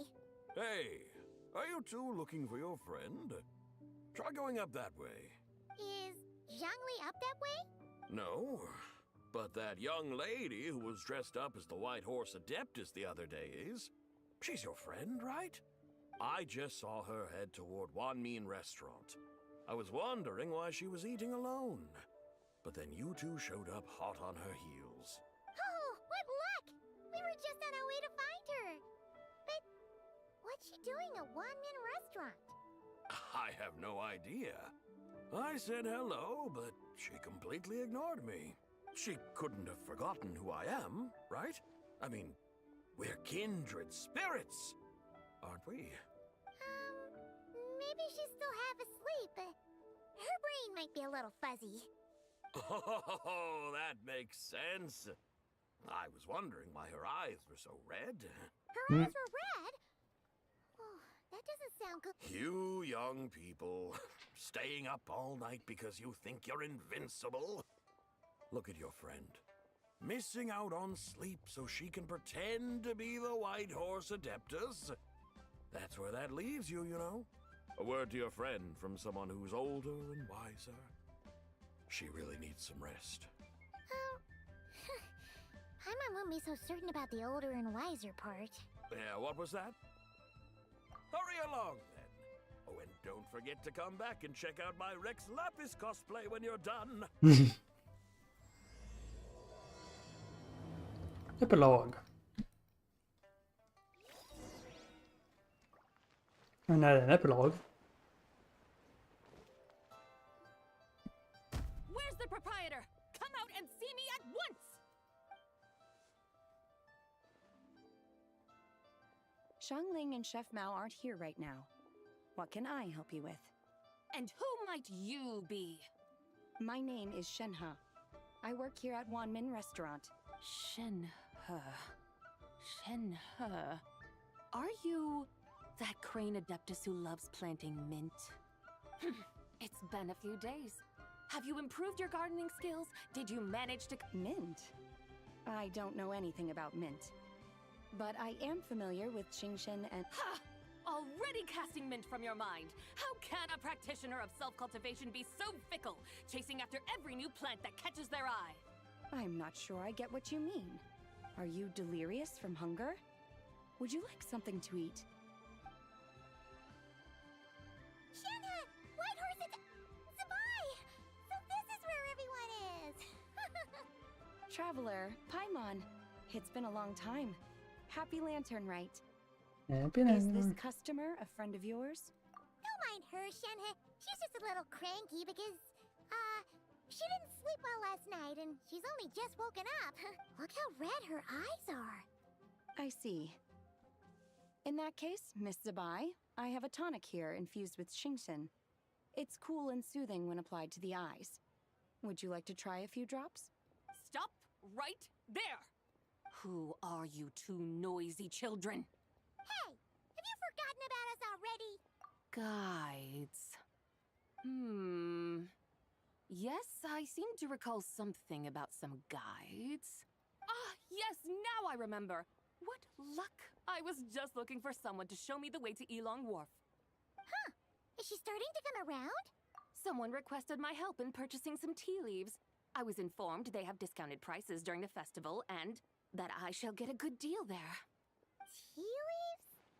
This sounds like Zhongli's doing. He sure knows how to get people running errands for him. Your friend Rex Zhongli initially requested the most expensive tea, but then a young lady in a hexagram hat mentioned he'd burned through the Wangsheng funeral parlor's yearly expenses at an exhibition a few days ago. As such, he is only permitted to buy items that are discounted this month. Oh, that's his boss, Hu Tao. It's about time she realized the problem and put a stop to his spending sprees. Oh, I see. So that's why you're here. Unfortunately, Wanmin... You don't sell tea leaves? But I remember your boss, Miss Lu, saying that she owns tea fields. You really should get some rest. The person you're talking about isn't the boss of Wanmin Restaurant. She's just like you. She came here to eat. Is that so? Life really is full of surprises. What surprises? Your brain really is as gooey as a pack of slimes. Paimon can't believe Zhongli entrusted you with going all the way to Yilong Wharf and buying tea. That would be excellent, my dutiful guides. Ah, yes, Miss Crane. I apologize profusely for my improper behavior just now. Please forgive me. I completely understand. Master often says that the human body is like a mechanism in need of regular maintenance. When a person cannot rest at night, they are sure to become irritable and on edge. Miss Crane, you appear reasoned and compassionate on the surface, yet I sense dark forces churning within your spiritual core. Those red ropes you wear are what bind them, am I correct? Oh, you can sense that? Indeed. I also sense that with your strength, you might try undoing one or two of those bonds when training. Untie Shenhe's ropes? Wouldn't that be risky? Though the use of red ropes to bind the soul is a wondrous technique, practitioners must eventually learn to break free from external aids and look within themselves for Leo character buff? Master has told me similar things, but I am not ready yet. Your self-cultivation has progressed far enough. Then I will seek further guidance from my master. Okay, so that's not just like straight out as teasing Lyra If you still have doubts, like you stuff. can find me at I the swear, College because Guest that House. right there is like Residence there Jerome. For now, my dutiful guides, let us be off.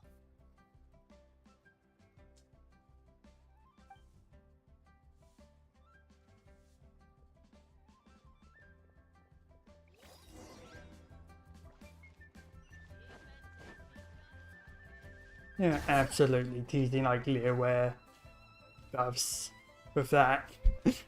There's no way they weren't teasing Learware buffs with that talk.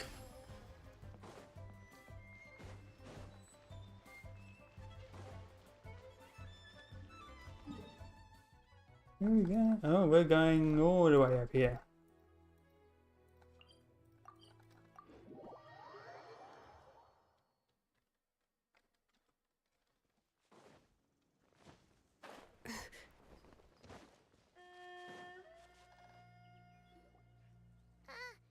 Aren't we going to Yilong Wharf?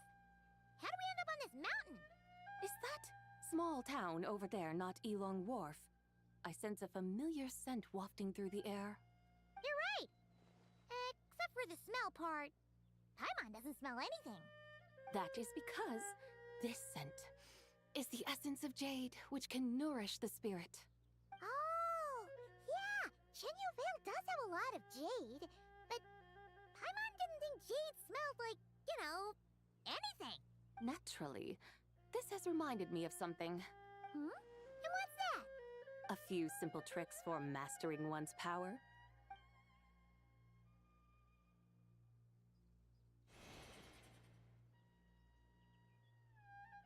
What is that thing? I'm sure you've been to Elong Wharf many times before, but I wonder if you've done so while cruising through the air. You've been such dutiful, dedicated guides, so allow me to offer this fresh experience as recompense. Please step in.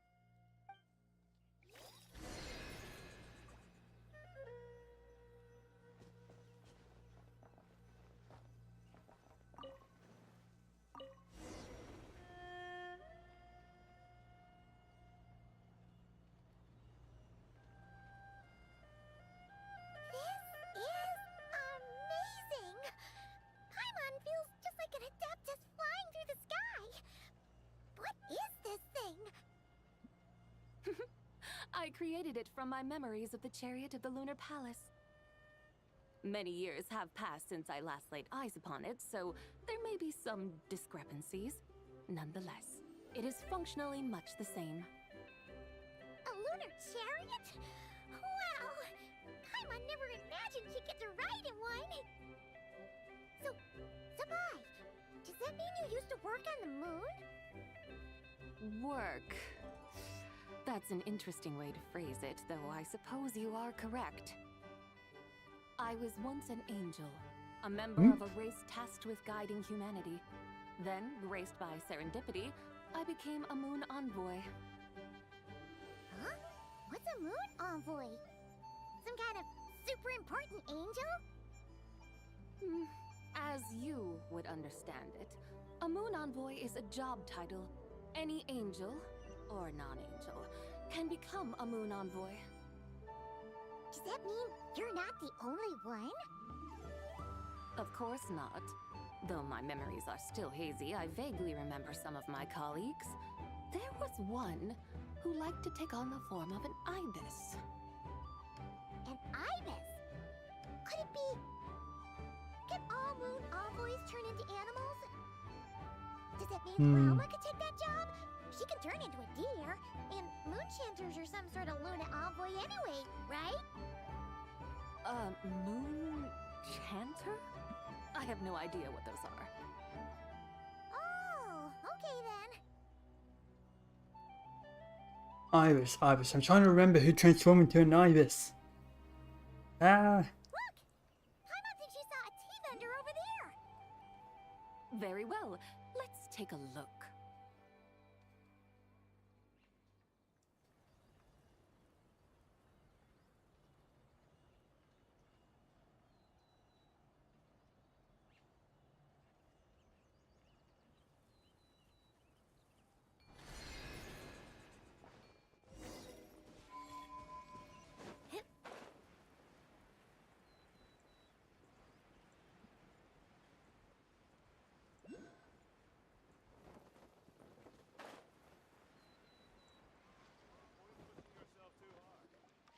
Welcome, please have a look around. We only sell teas of the finest quality sourced directly from Chaoying Village. Right now we're offering a special discount for Latenrn Rite. Look over there! Discounted tea!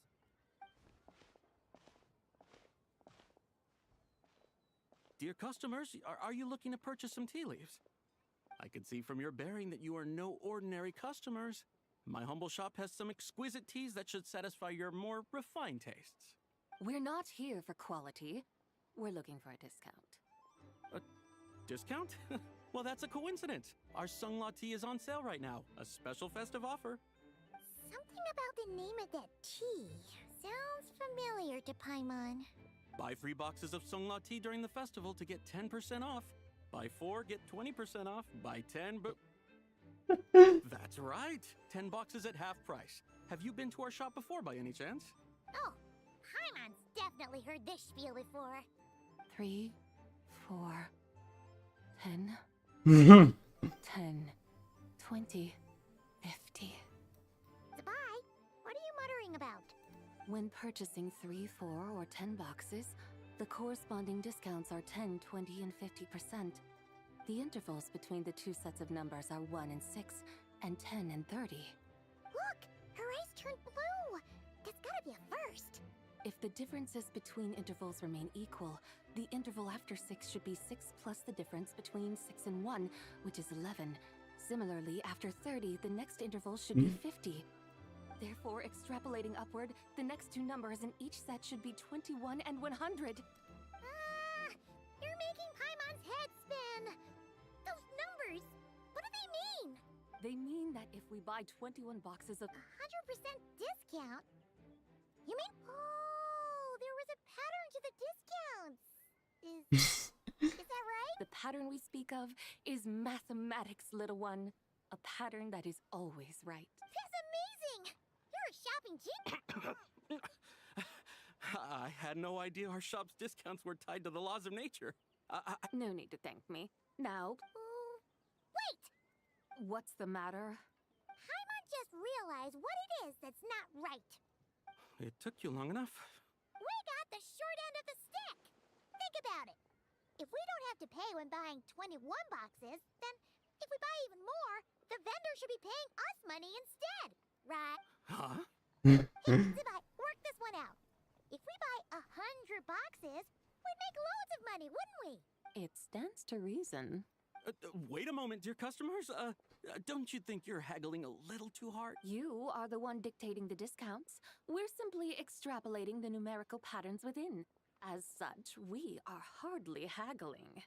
You have a point. However, that's right. I'm so sorry. I just remembered. My supply... such a shame. Terribly sorry about this. Where can we find... well...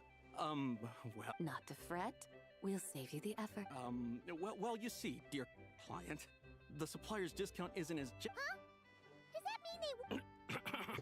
mean they... They might not even offer... How very unfortunate.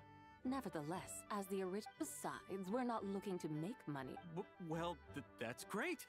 My suppliers are all... Do not worry. We appreciate your referring customers to your business partners, even choosing... I hope you're right. Then let us head to Chaoying Village. Do you know the way, my guides? Of course! Just follow us! So, Blue Eyes is apparently a math. That's his personality, is math. What otherworldly beings were those?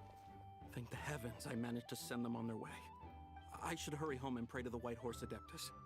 May she bless me such that I never encounter...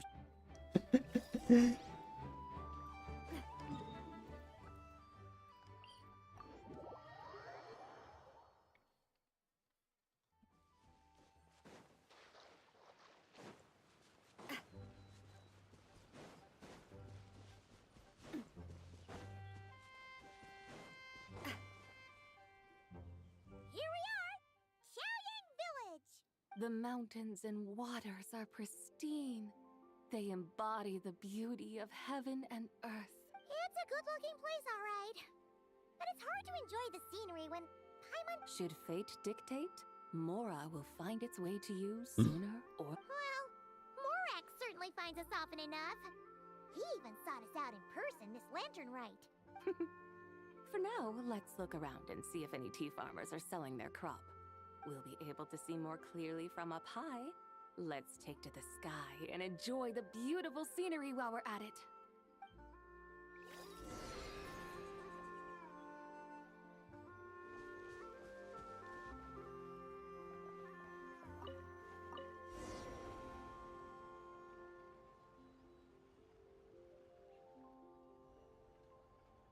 Wow! Qiaoying Village looks beautiful from up here. Indeed, the houses here are quite different from those in Liyue Harbor. They follow the natural contours of the mountains, forming unique, elegant structures. Yeah! It's super beautiful! The white walls and dark tiles frame the emerald waves of the terraced fields, while the curved eaves and tall gateways juxtapose each other with grace. It's almost too beautiful to be true. The crowing of roosters and barking of dogs, the calls of farmers working the fields, a vibrant pastoral chorus overflowing with earthly vitality. Yeah, it's incredibly beautiful, huh? Have you studied the linguistic arts by some chance? Huh? Your vocabulary for beauty seems rather constrained. Paimon knows how to say pretty as well. I see. Now then, let's take a look around and see if we can find any farmers selling tea.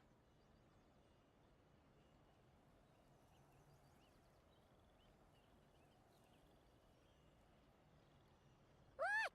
There's someone in that tea field! And they look kind of familiar. Wait, is that Lu Xiangxiang? And who is that? Oh, you'll remember her once you see her up close.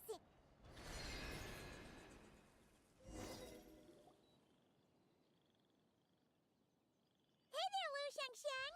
It really is you! Huh? Paimon, Traveler, and the White Horse Adeptus. Fancy seeing you here.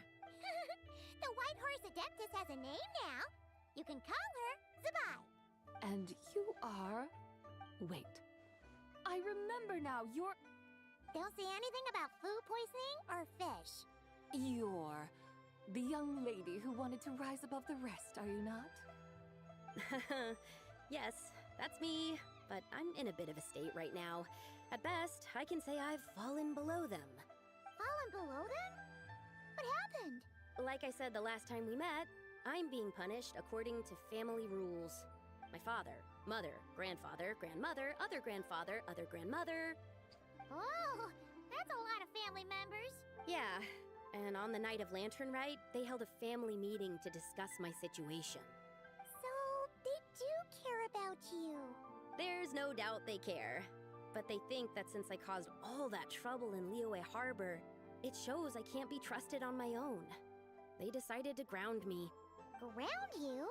Yeah, though they're not confining me to my room. Instead, I have to personally nurture a tea seedling until it grows big enough to be sold at market. Aw, a tiny little tea baby. Do they want you to experience what it's like to be a parent? It's supposed to cultivate my character and temperament.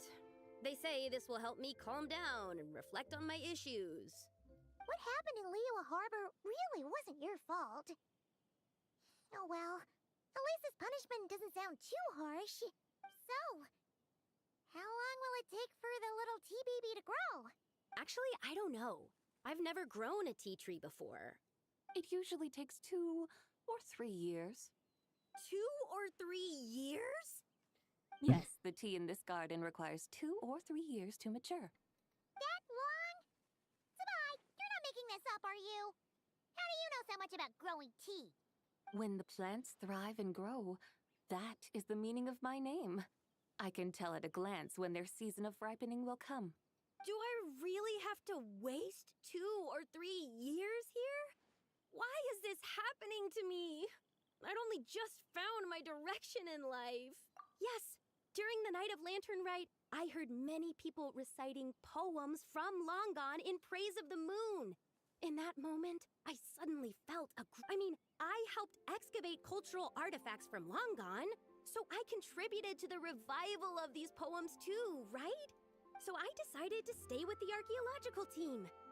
I want to unearth even more history. I see. And are you sure that's what you want to do? If you don't achieve anything significant in the years to come, will you still enjoy it? Yes, because archaeology gives me that boom shakalaka feeling. Oh my god, we're bringing that back. Wait, did Xiangling teach you that? That's right. I was asking her for advice. She said that if something gives you that Dear God, it's been a long time since we've heard that. it has to be worth pursuing. I immediately thought about how when I'm excavating in the ruins, I always feel like there's a ghost standing beside me. And not in a spooky way.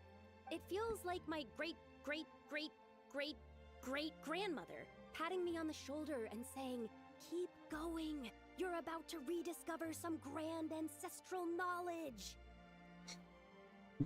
Right? It feels like I've made some kind of connection with my ancestors. Isn't that amazing? Since you've made up your mind, you should give it your all. And I'd love to, but I'm still grounded. Run away, summon up a little boom shakalaka, and leave the tea garden behind. Flee this village. That might be going a bit far. You don't want to lead others astray, Zabai. Yeah! Tell them about your great-great-great-great-great-grandmother. She must be the most super-duper ancestor to have ever risen above the rest, right? I'd be better off telling them about the White Horse Adeptus. After all, she's the supreme riser above the rest who saved my great-great-great-great-great-grandmother. Then it's settled. Tell your family that your decision has my blessing. Thank you, Tsubai, but I don't think cosplay is going to work on them. They won't listen. They don't need to listen. You need only follow the rules they've set out for you. What do you mean? As I'm sure you know, some ancient texts refer to the White Horse Adeptus as the Daughter of Time. My family history contains such records. But what of it? If the White Horse Adeptus were to manipulate time to make your tea seedling grow overnight, then you'd be free, correct? Is that how it works? If the White Horse Adeptus were to really get involved, my grandfather would let me leave right away. But who really believes that she'd show up and help? It's not as if you have any other options. Why not try calling out for help? It won't cost you any more. Guess I might as well. I've got no better ideas anyway. White Horse Adeptus, if you can hear me, please save me.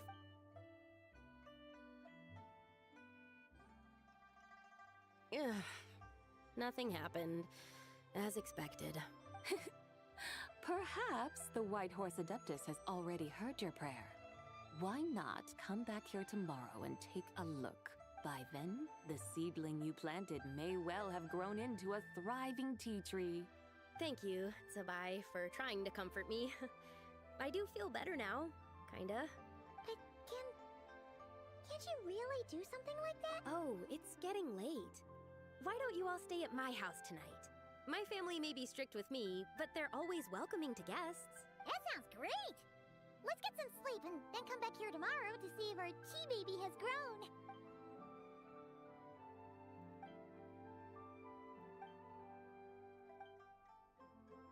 Oh, the tea tree!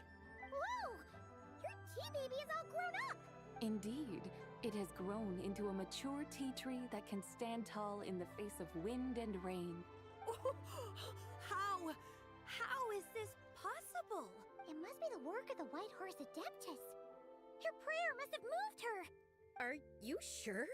Perhaps she heard your prayer and chose to answer the call. She once saved my great-great-great-great-great-grandmother. That's incredible! Your family must be blessed by the— I guess so. I need to tell everyone the news right they'd better. Since this is the will of the White Horse Adeptus, I don't see how they could have— Go! And if you run into any more trouble, call out to the White Horse Adeptus just like yesterday. Thank you so much! Paimon really thought you were going to use Adeptal energy to make the tea baby grow, Zabai.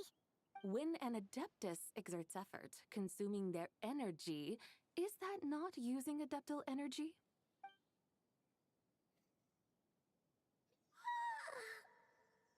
Oh my god. I was thinking, oh, after this come back and then come in the night and swap out the thing. I didn't think that that's actually what would happen. Okay. We're here to help Lu Xiangxiang fulfill her wish, of course. Can you really make the tea baby grow? It won't be easy, but there are ways.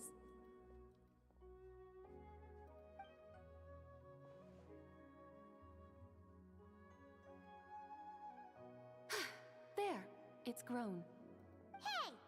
You just transplanted a tea tree from over there! So, there's a mature tea tree here now, yes? Oh, yeah, but...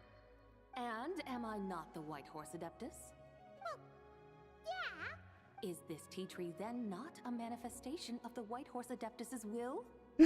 Oh my god. Not wrong. But again, there's something not quite right about this. Maybe this'll become another mystical Adepti tale recorded in their family history. That would be marvelous. Paimon thinks so too. Hey, Traveler. Zabai seems to be doing much better now, don't you think? Oh! Paimon bets that's why Xiangli chose to send her on this errand. That's a great idea! We've already shown her Liyue Harbor, Yulong Wharf, and Xiaoying Village. How about we head to Qingce Village next? Qingce. That name sounds familiar.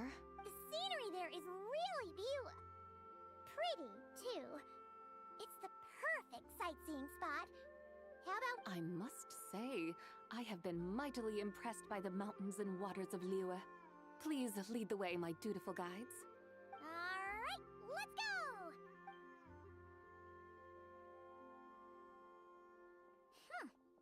Paimon can't help feeling like we've forgotten something. Pay it no mind. I've already forgotten more than you will ever know. Alright. If we forgot something, it can't have been that important to begin with. Oh my god. Did they really reference that? Qingce Village, here we come!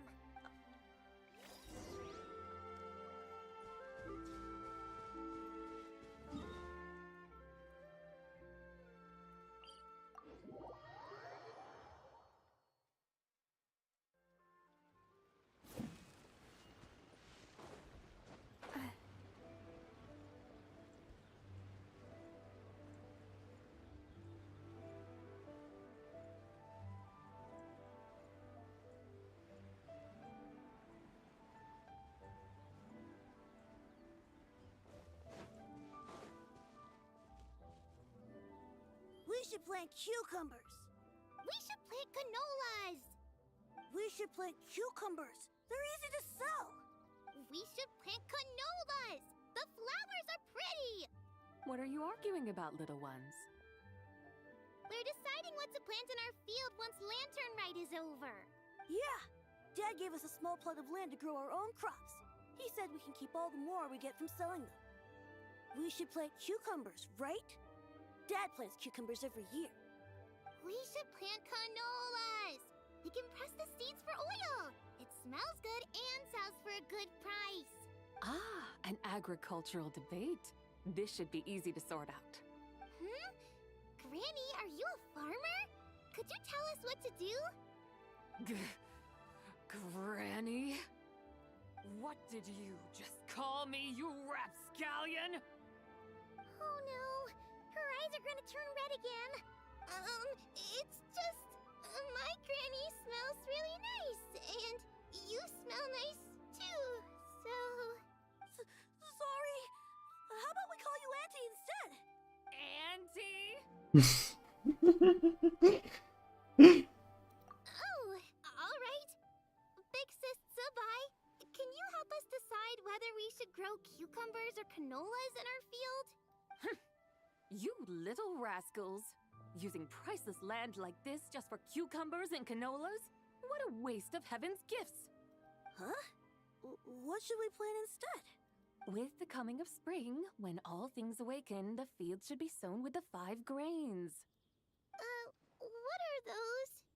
The 5 grains are life's staples, the heart of the people's table.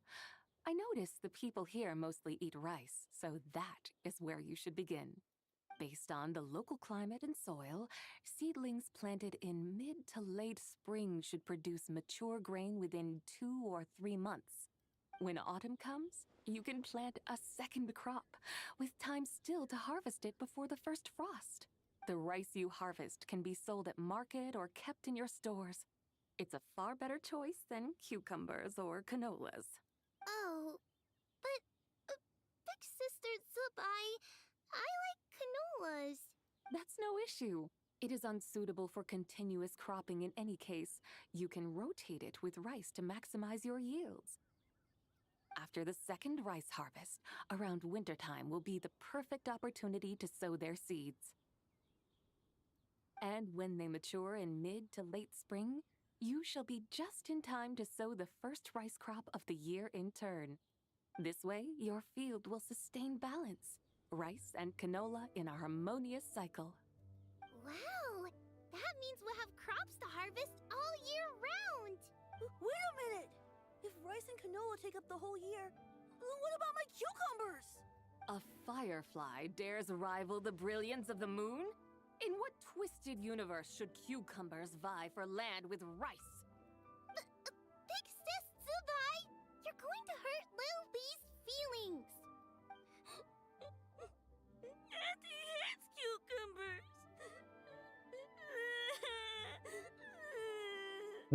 Stop crying this instant! I meant that cucumbers are simple enough to grow. There's no need to devote a whole field to them.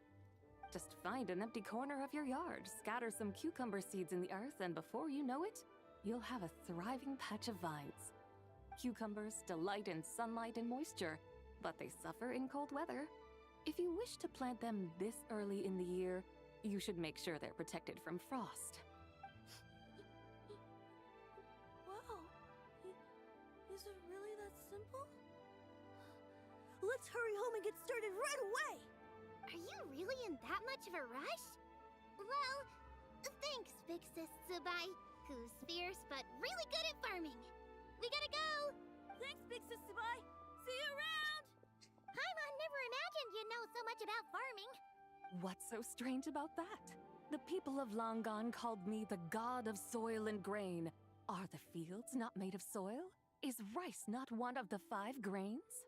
Huh, that's true. So, if the god of soil and grain is a farming god, that means the White Horse Adeptus must be a farming adeptus, right? Of course, the god of farming is down to earth.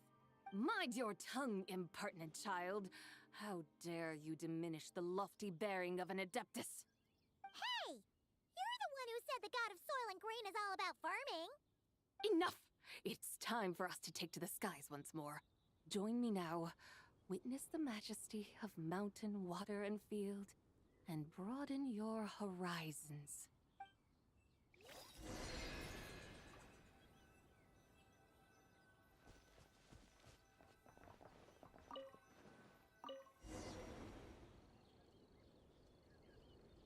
Wow! The terraces look so pretty from up here. The mountains tower like pagodas, the hills coiling at their feet like shells. Layers built upon layers, rising and falling in harmony. A truly unique and mesmerizing sight.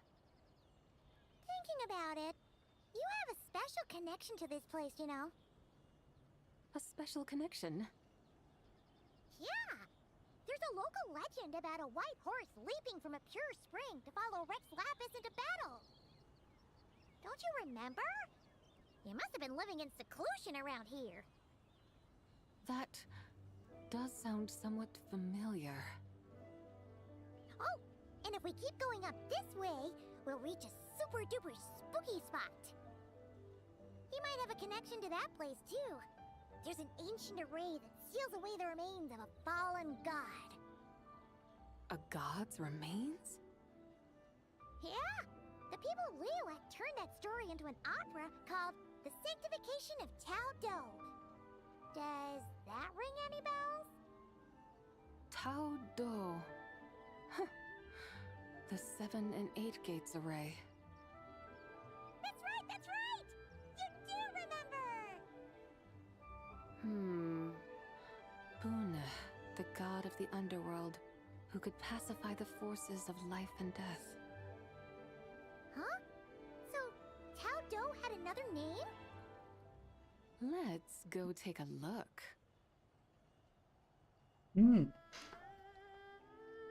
Now that's interesting. So God, of depth at one point.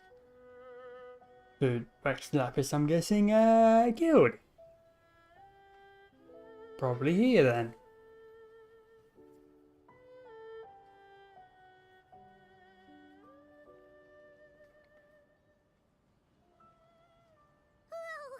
We've arrived at Wulwang Hill. The atmosphere just turned spooky. I can't help but feel there's something strange about this friend you haven't seen in ages. Huh? Paimon thought she heard someone's voice. I think that's Let's Short get down House. and check it out.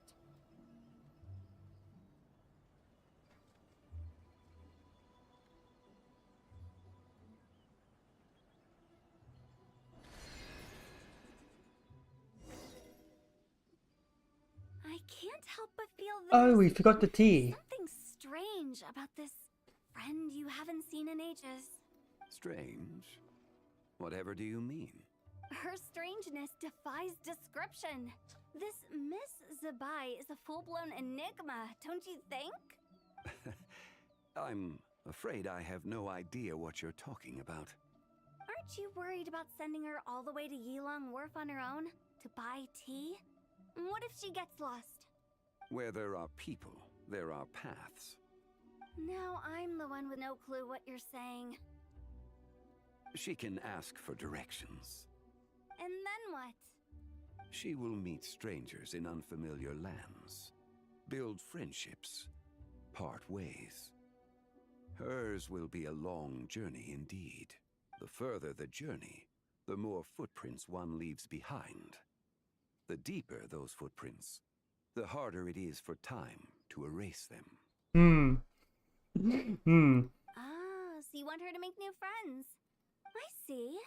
But from what you say, it sounds as though she's not from Liyue. I believe she was not, but perhaps she will be. You're sounding stranger by the second. Huh. Oh, over there. Oh, look who's here. Hu Tao! Zhongli! What are you doing here? Traveler, Paimon, fancy meeting in a place like this. Oh my, and Miss Zabai too. Sounds like fate to me. We were taking Zabai to buy some tea from Yilong Wharf. Zhongli sent her there, though she didn't even know the way, and... Oh, drat! We forgot the tea! Oh, Paimon knew we were forgetting something. What's done is done.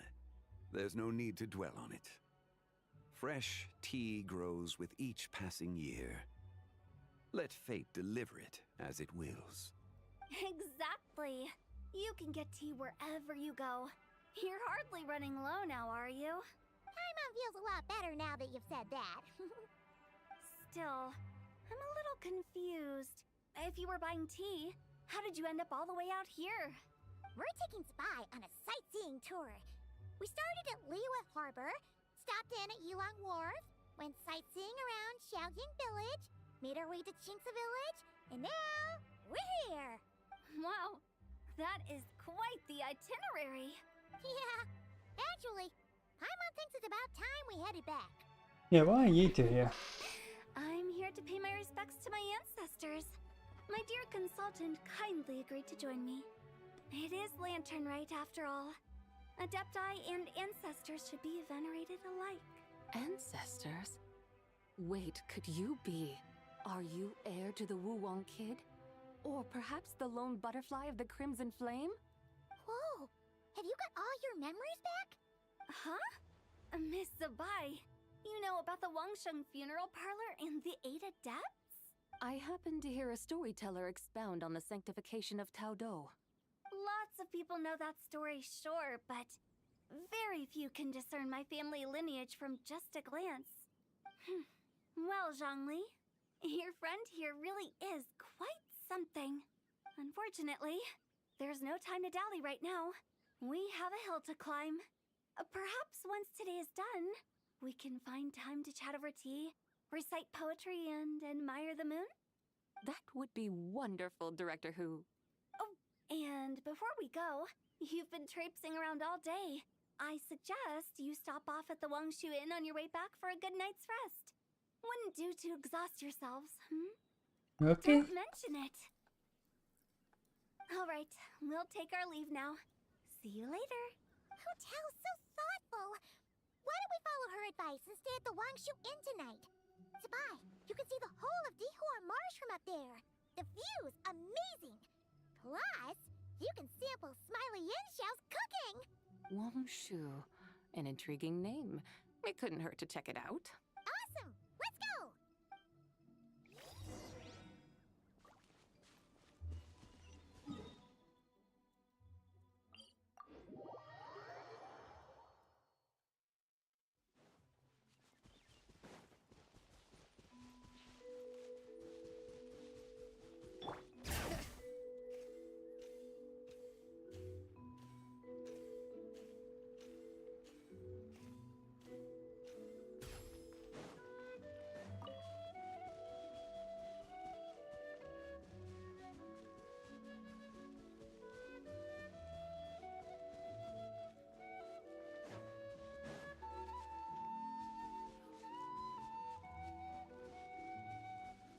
No, we went right past it. Still walking off there.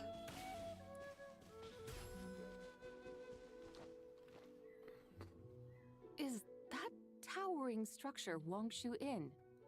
Sure is. We can take the lift up from over there. Always walking the path long trodden. Does retracing others' footsteps not tire you? Come on, get in. We'll fly to the top.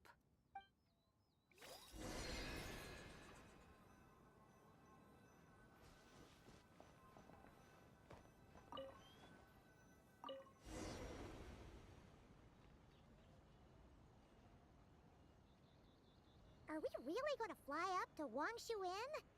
Isn't that a bit showy? All the guests are going to see us. Is that a bad thing?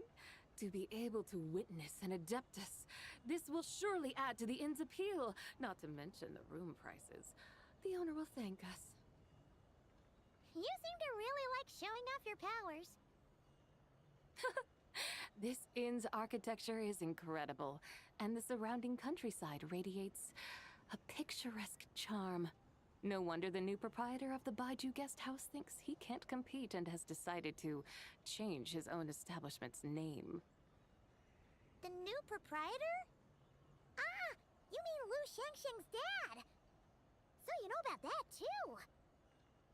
Personally, Paimon thinks it should go with something like Rex's Rest.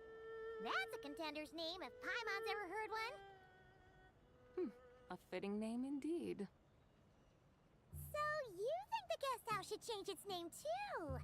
Paimon kinda thought you'd say something like, such sacrosanct traditions must never change. Time flows ever onward. Why should the rules of yesterday be carried forward into the world of tomorrow? The people of today should determine what is to be kept. Huh. You're not as old-fashioned and stuffy as Paimon thought. The years ebb and flow, seas recede to reveal fields. In the vastness of time, I am but a wild horse in a boundless sea of dust. Even Rex Lapis, having waded through the waters of the river of time, is not quite the same as before. Zhongli, what was he like before?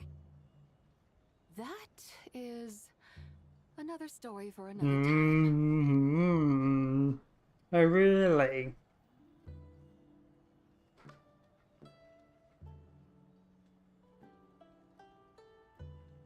We have arrived.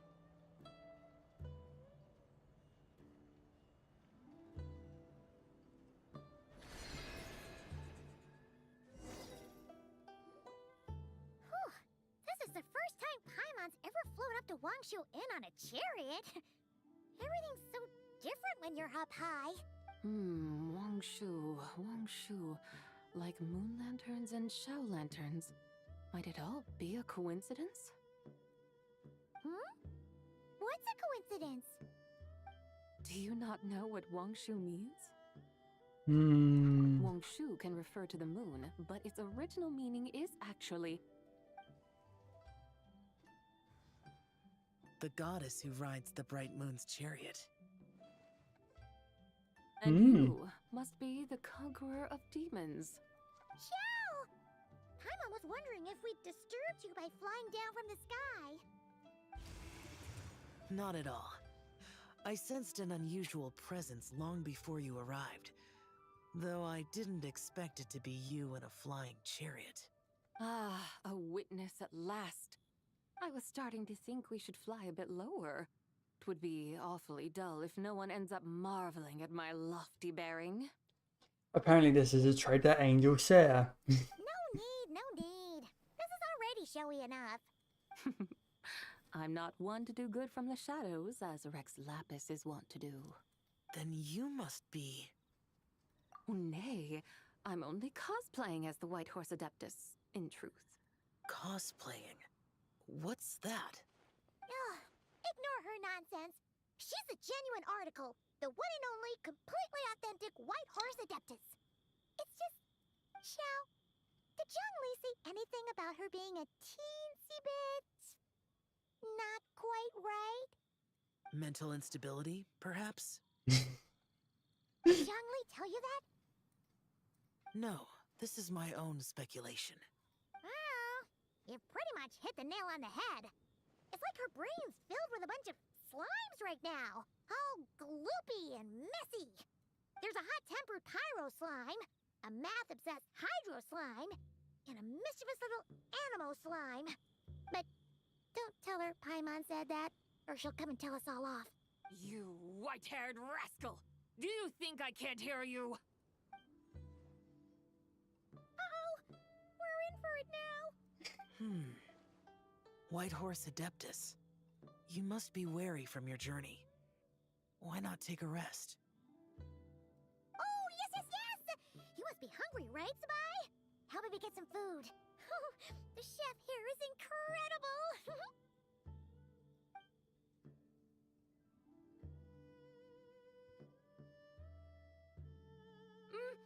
It's so hot! So spicy! Are you okay? Do you want Paimon to get you some water? Don't worry about me. I just need to pace myself.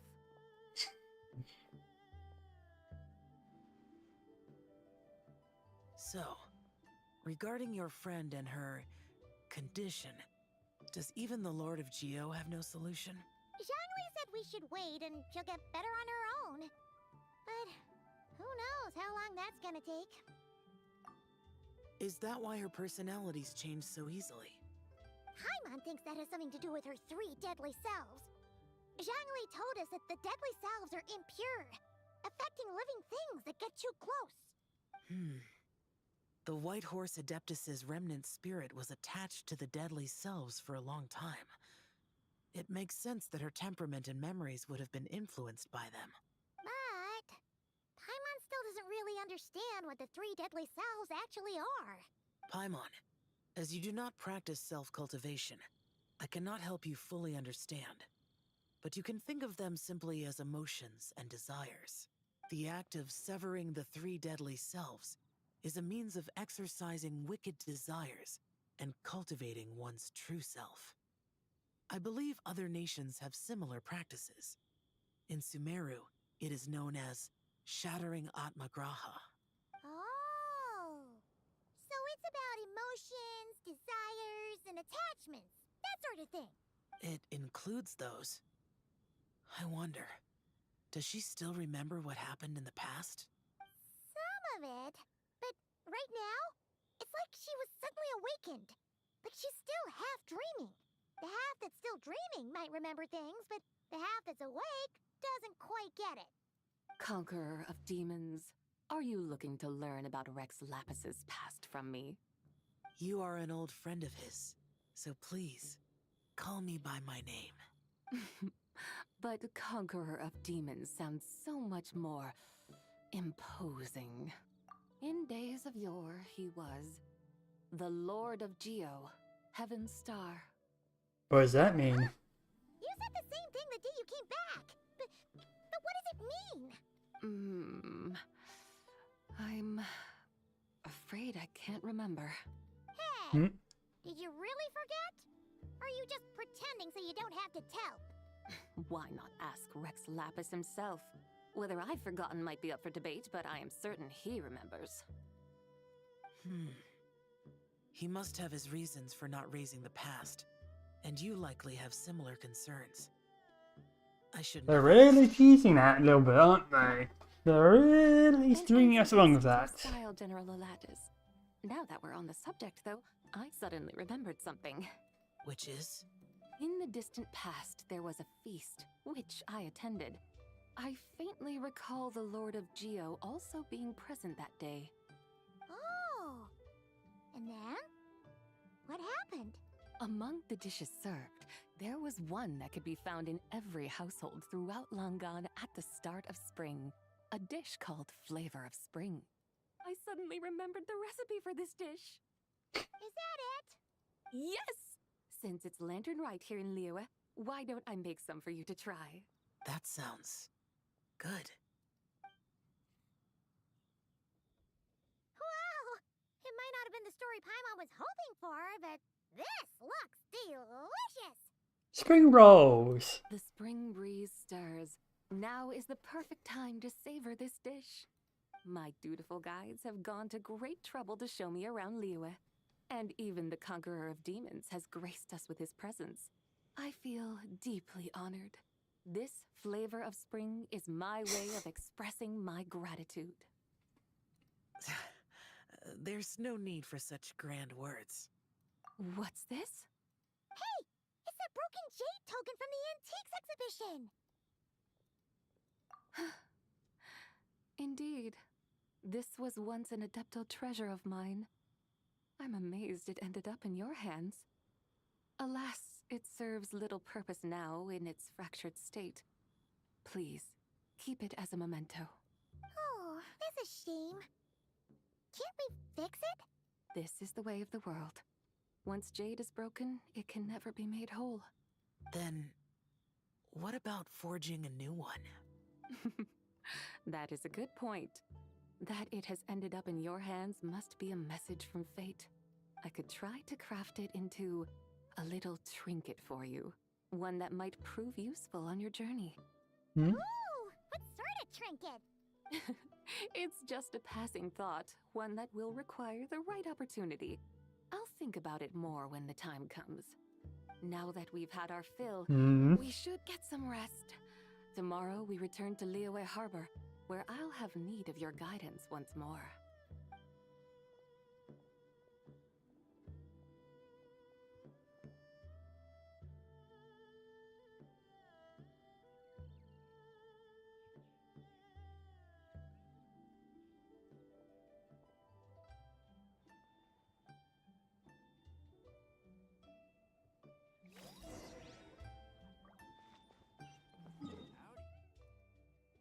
Right, back we go.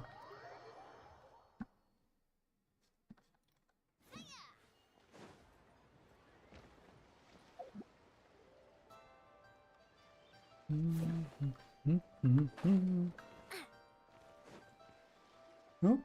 Chi-Chi, the lantern rite is almost over. Do you remember how to make a Shao lantern?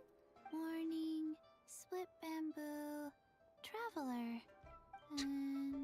get silk, make Paimon. You've got it all mixed up again. They're here again. Yow yow! Looking good in that new outfit, huh? Hey, it's Paimon! Dr. Baiju gave this to me as a gift. How does it suit me? It's adorable. Thank you. Wow! What happened for Baiju to suddenly give you a brand new outfit, Yao Yao? Dr. Baiju is thanking Yao Yao for teaching me to make Shao lanterns. Chi-Chi and I were just playing together. Dr. Baiju's too kind. Oh, yeah, take a look at this. Dr. Baiju gave me these clothes, but it was Chi-Chi who wove this little basket. Wow, it's beautiful. When did you become so good with your hands, Chi-Chi? I learned to make Xiao lanterns. Thanks to Yao Yao. I also made a wish. What do I always say? The White Horse Adeptus answers prayers. Come, help this old man make an offering in thanks. Huh? Mr. Liu?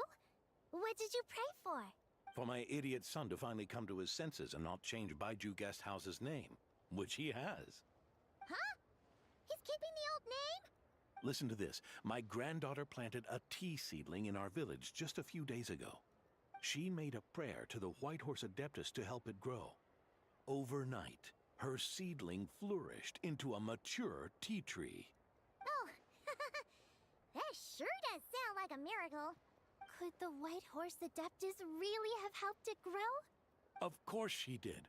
Oh, White Horse Adeptus, how blessed is our family over whom you keep watch. Truly, this is an extraordinary miracle. You must record it in your family history without delay. Of course. Huh? Is that you, Miss Zibai? Indeed. I have a long-term booking at your guest house. Yes, I recall. Mr. Zhongli said to charge your expenses to the Wangsheng funeral parlor, if I remember correctly. That's Young Li. Always making trouble for poor Hu Tao. I noticed when you were here last that you bear a striking resemblance to the pictures of the White Horse Adeptus in my family history. You both have golden eyes. Perhaps fate has had a hand in our meeting. And a glad meeting it is, Miss Zibai. Now, why don't I gift you some tea from my garden to celebrate this encounter? We grow Sunglaw tea there, and it has quite the reputation throughout Yilong Wharf. I hope you will accept it. Oh! Sunglaw, buy 10 boxes, get half off teas. Back on the menu. Buy 10 boxes, get half off? Don't be silly. This is a gift. It's free. Woohoo! Nice! Thank you so much, Boss Lu. There's no need to thank me. You're a visitor from out of town, which makes you an honored guest. Make yourself at home. Lantern Rite may have ended, but the streets are still bustling with activity. Make sure to take everything in, meet some new friends, and enjoy your time here. And that goes for you kids as well. Happy Lantern Rite. Got it, Mr. Liu. Happy... Lantern Rite. Yeah! Happy Lantern Rite, everyone! Happy Lantern Rite indeed.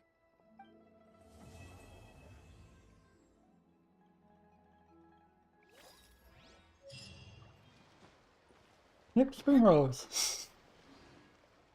Okay, and that is finally the end of that. And until next time. I suppose given my thoughts on this. It's very much a more low-key type of chill. Yeah, more of a chill type of quest line compared to last year? Yeah, last year where Hu Tao nearly died. Much more low-key and chill. 50-50 on Katine's new voice actor. Guan Yu apparently has a new voice actor. Need to hear more. Zibai is amusing. And they're really teasing something with Zhongli, like. It used to be a little thing like, oh, that's a very strange thing, Zhongli. And now it's, Zhongli, what the hell is going on with you? I think that's my thoughts, yeah. Enjoyable and chill. Until next time, see you all later. Goodbye.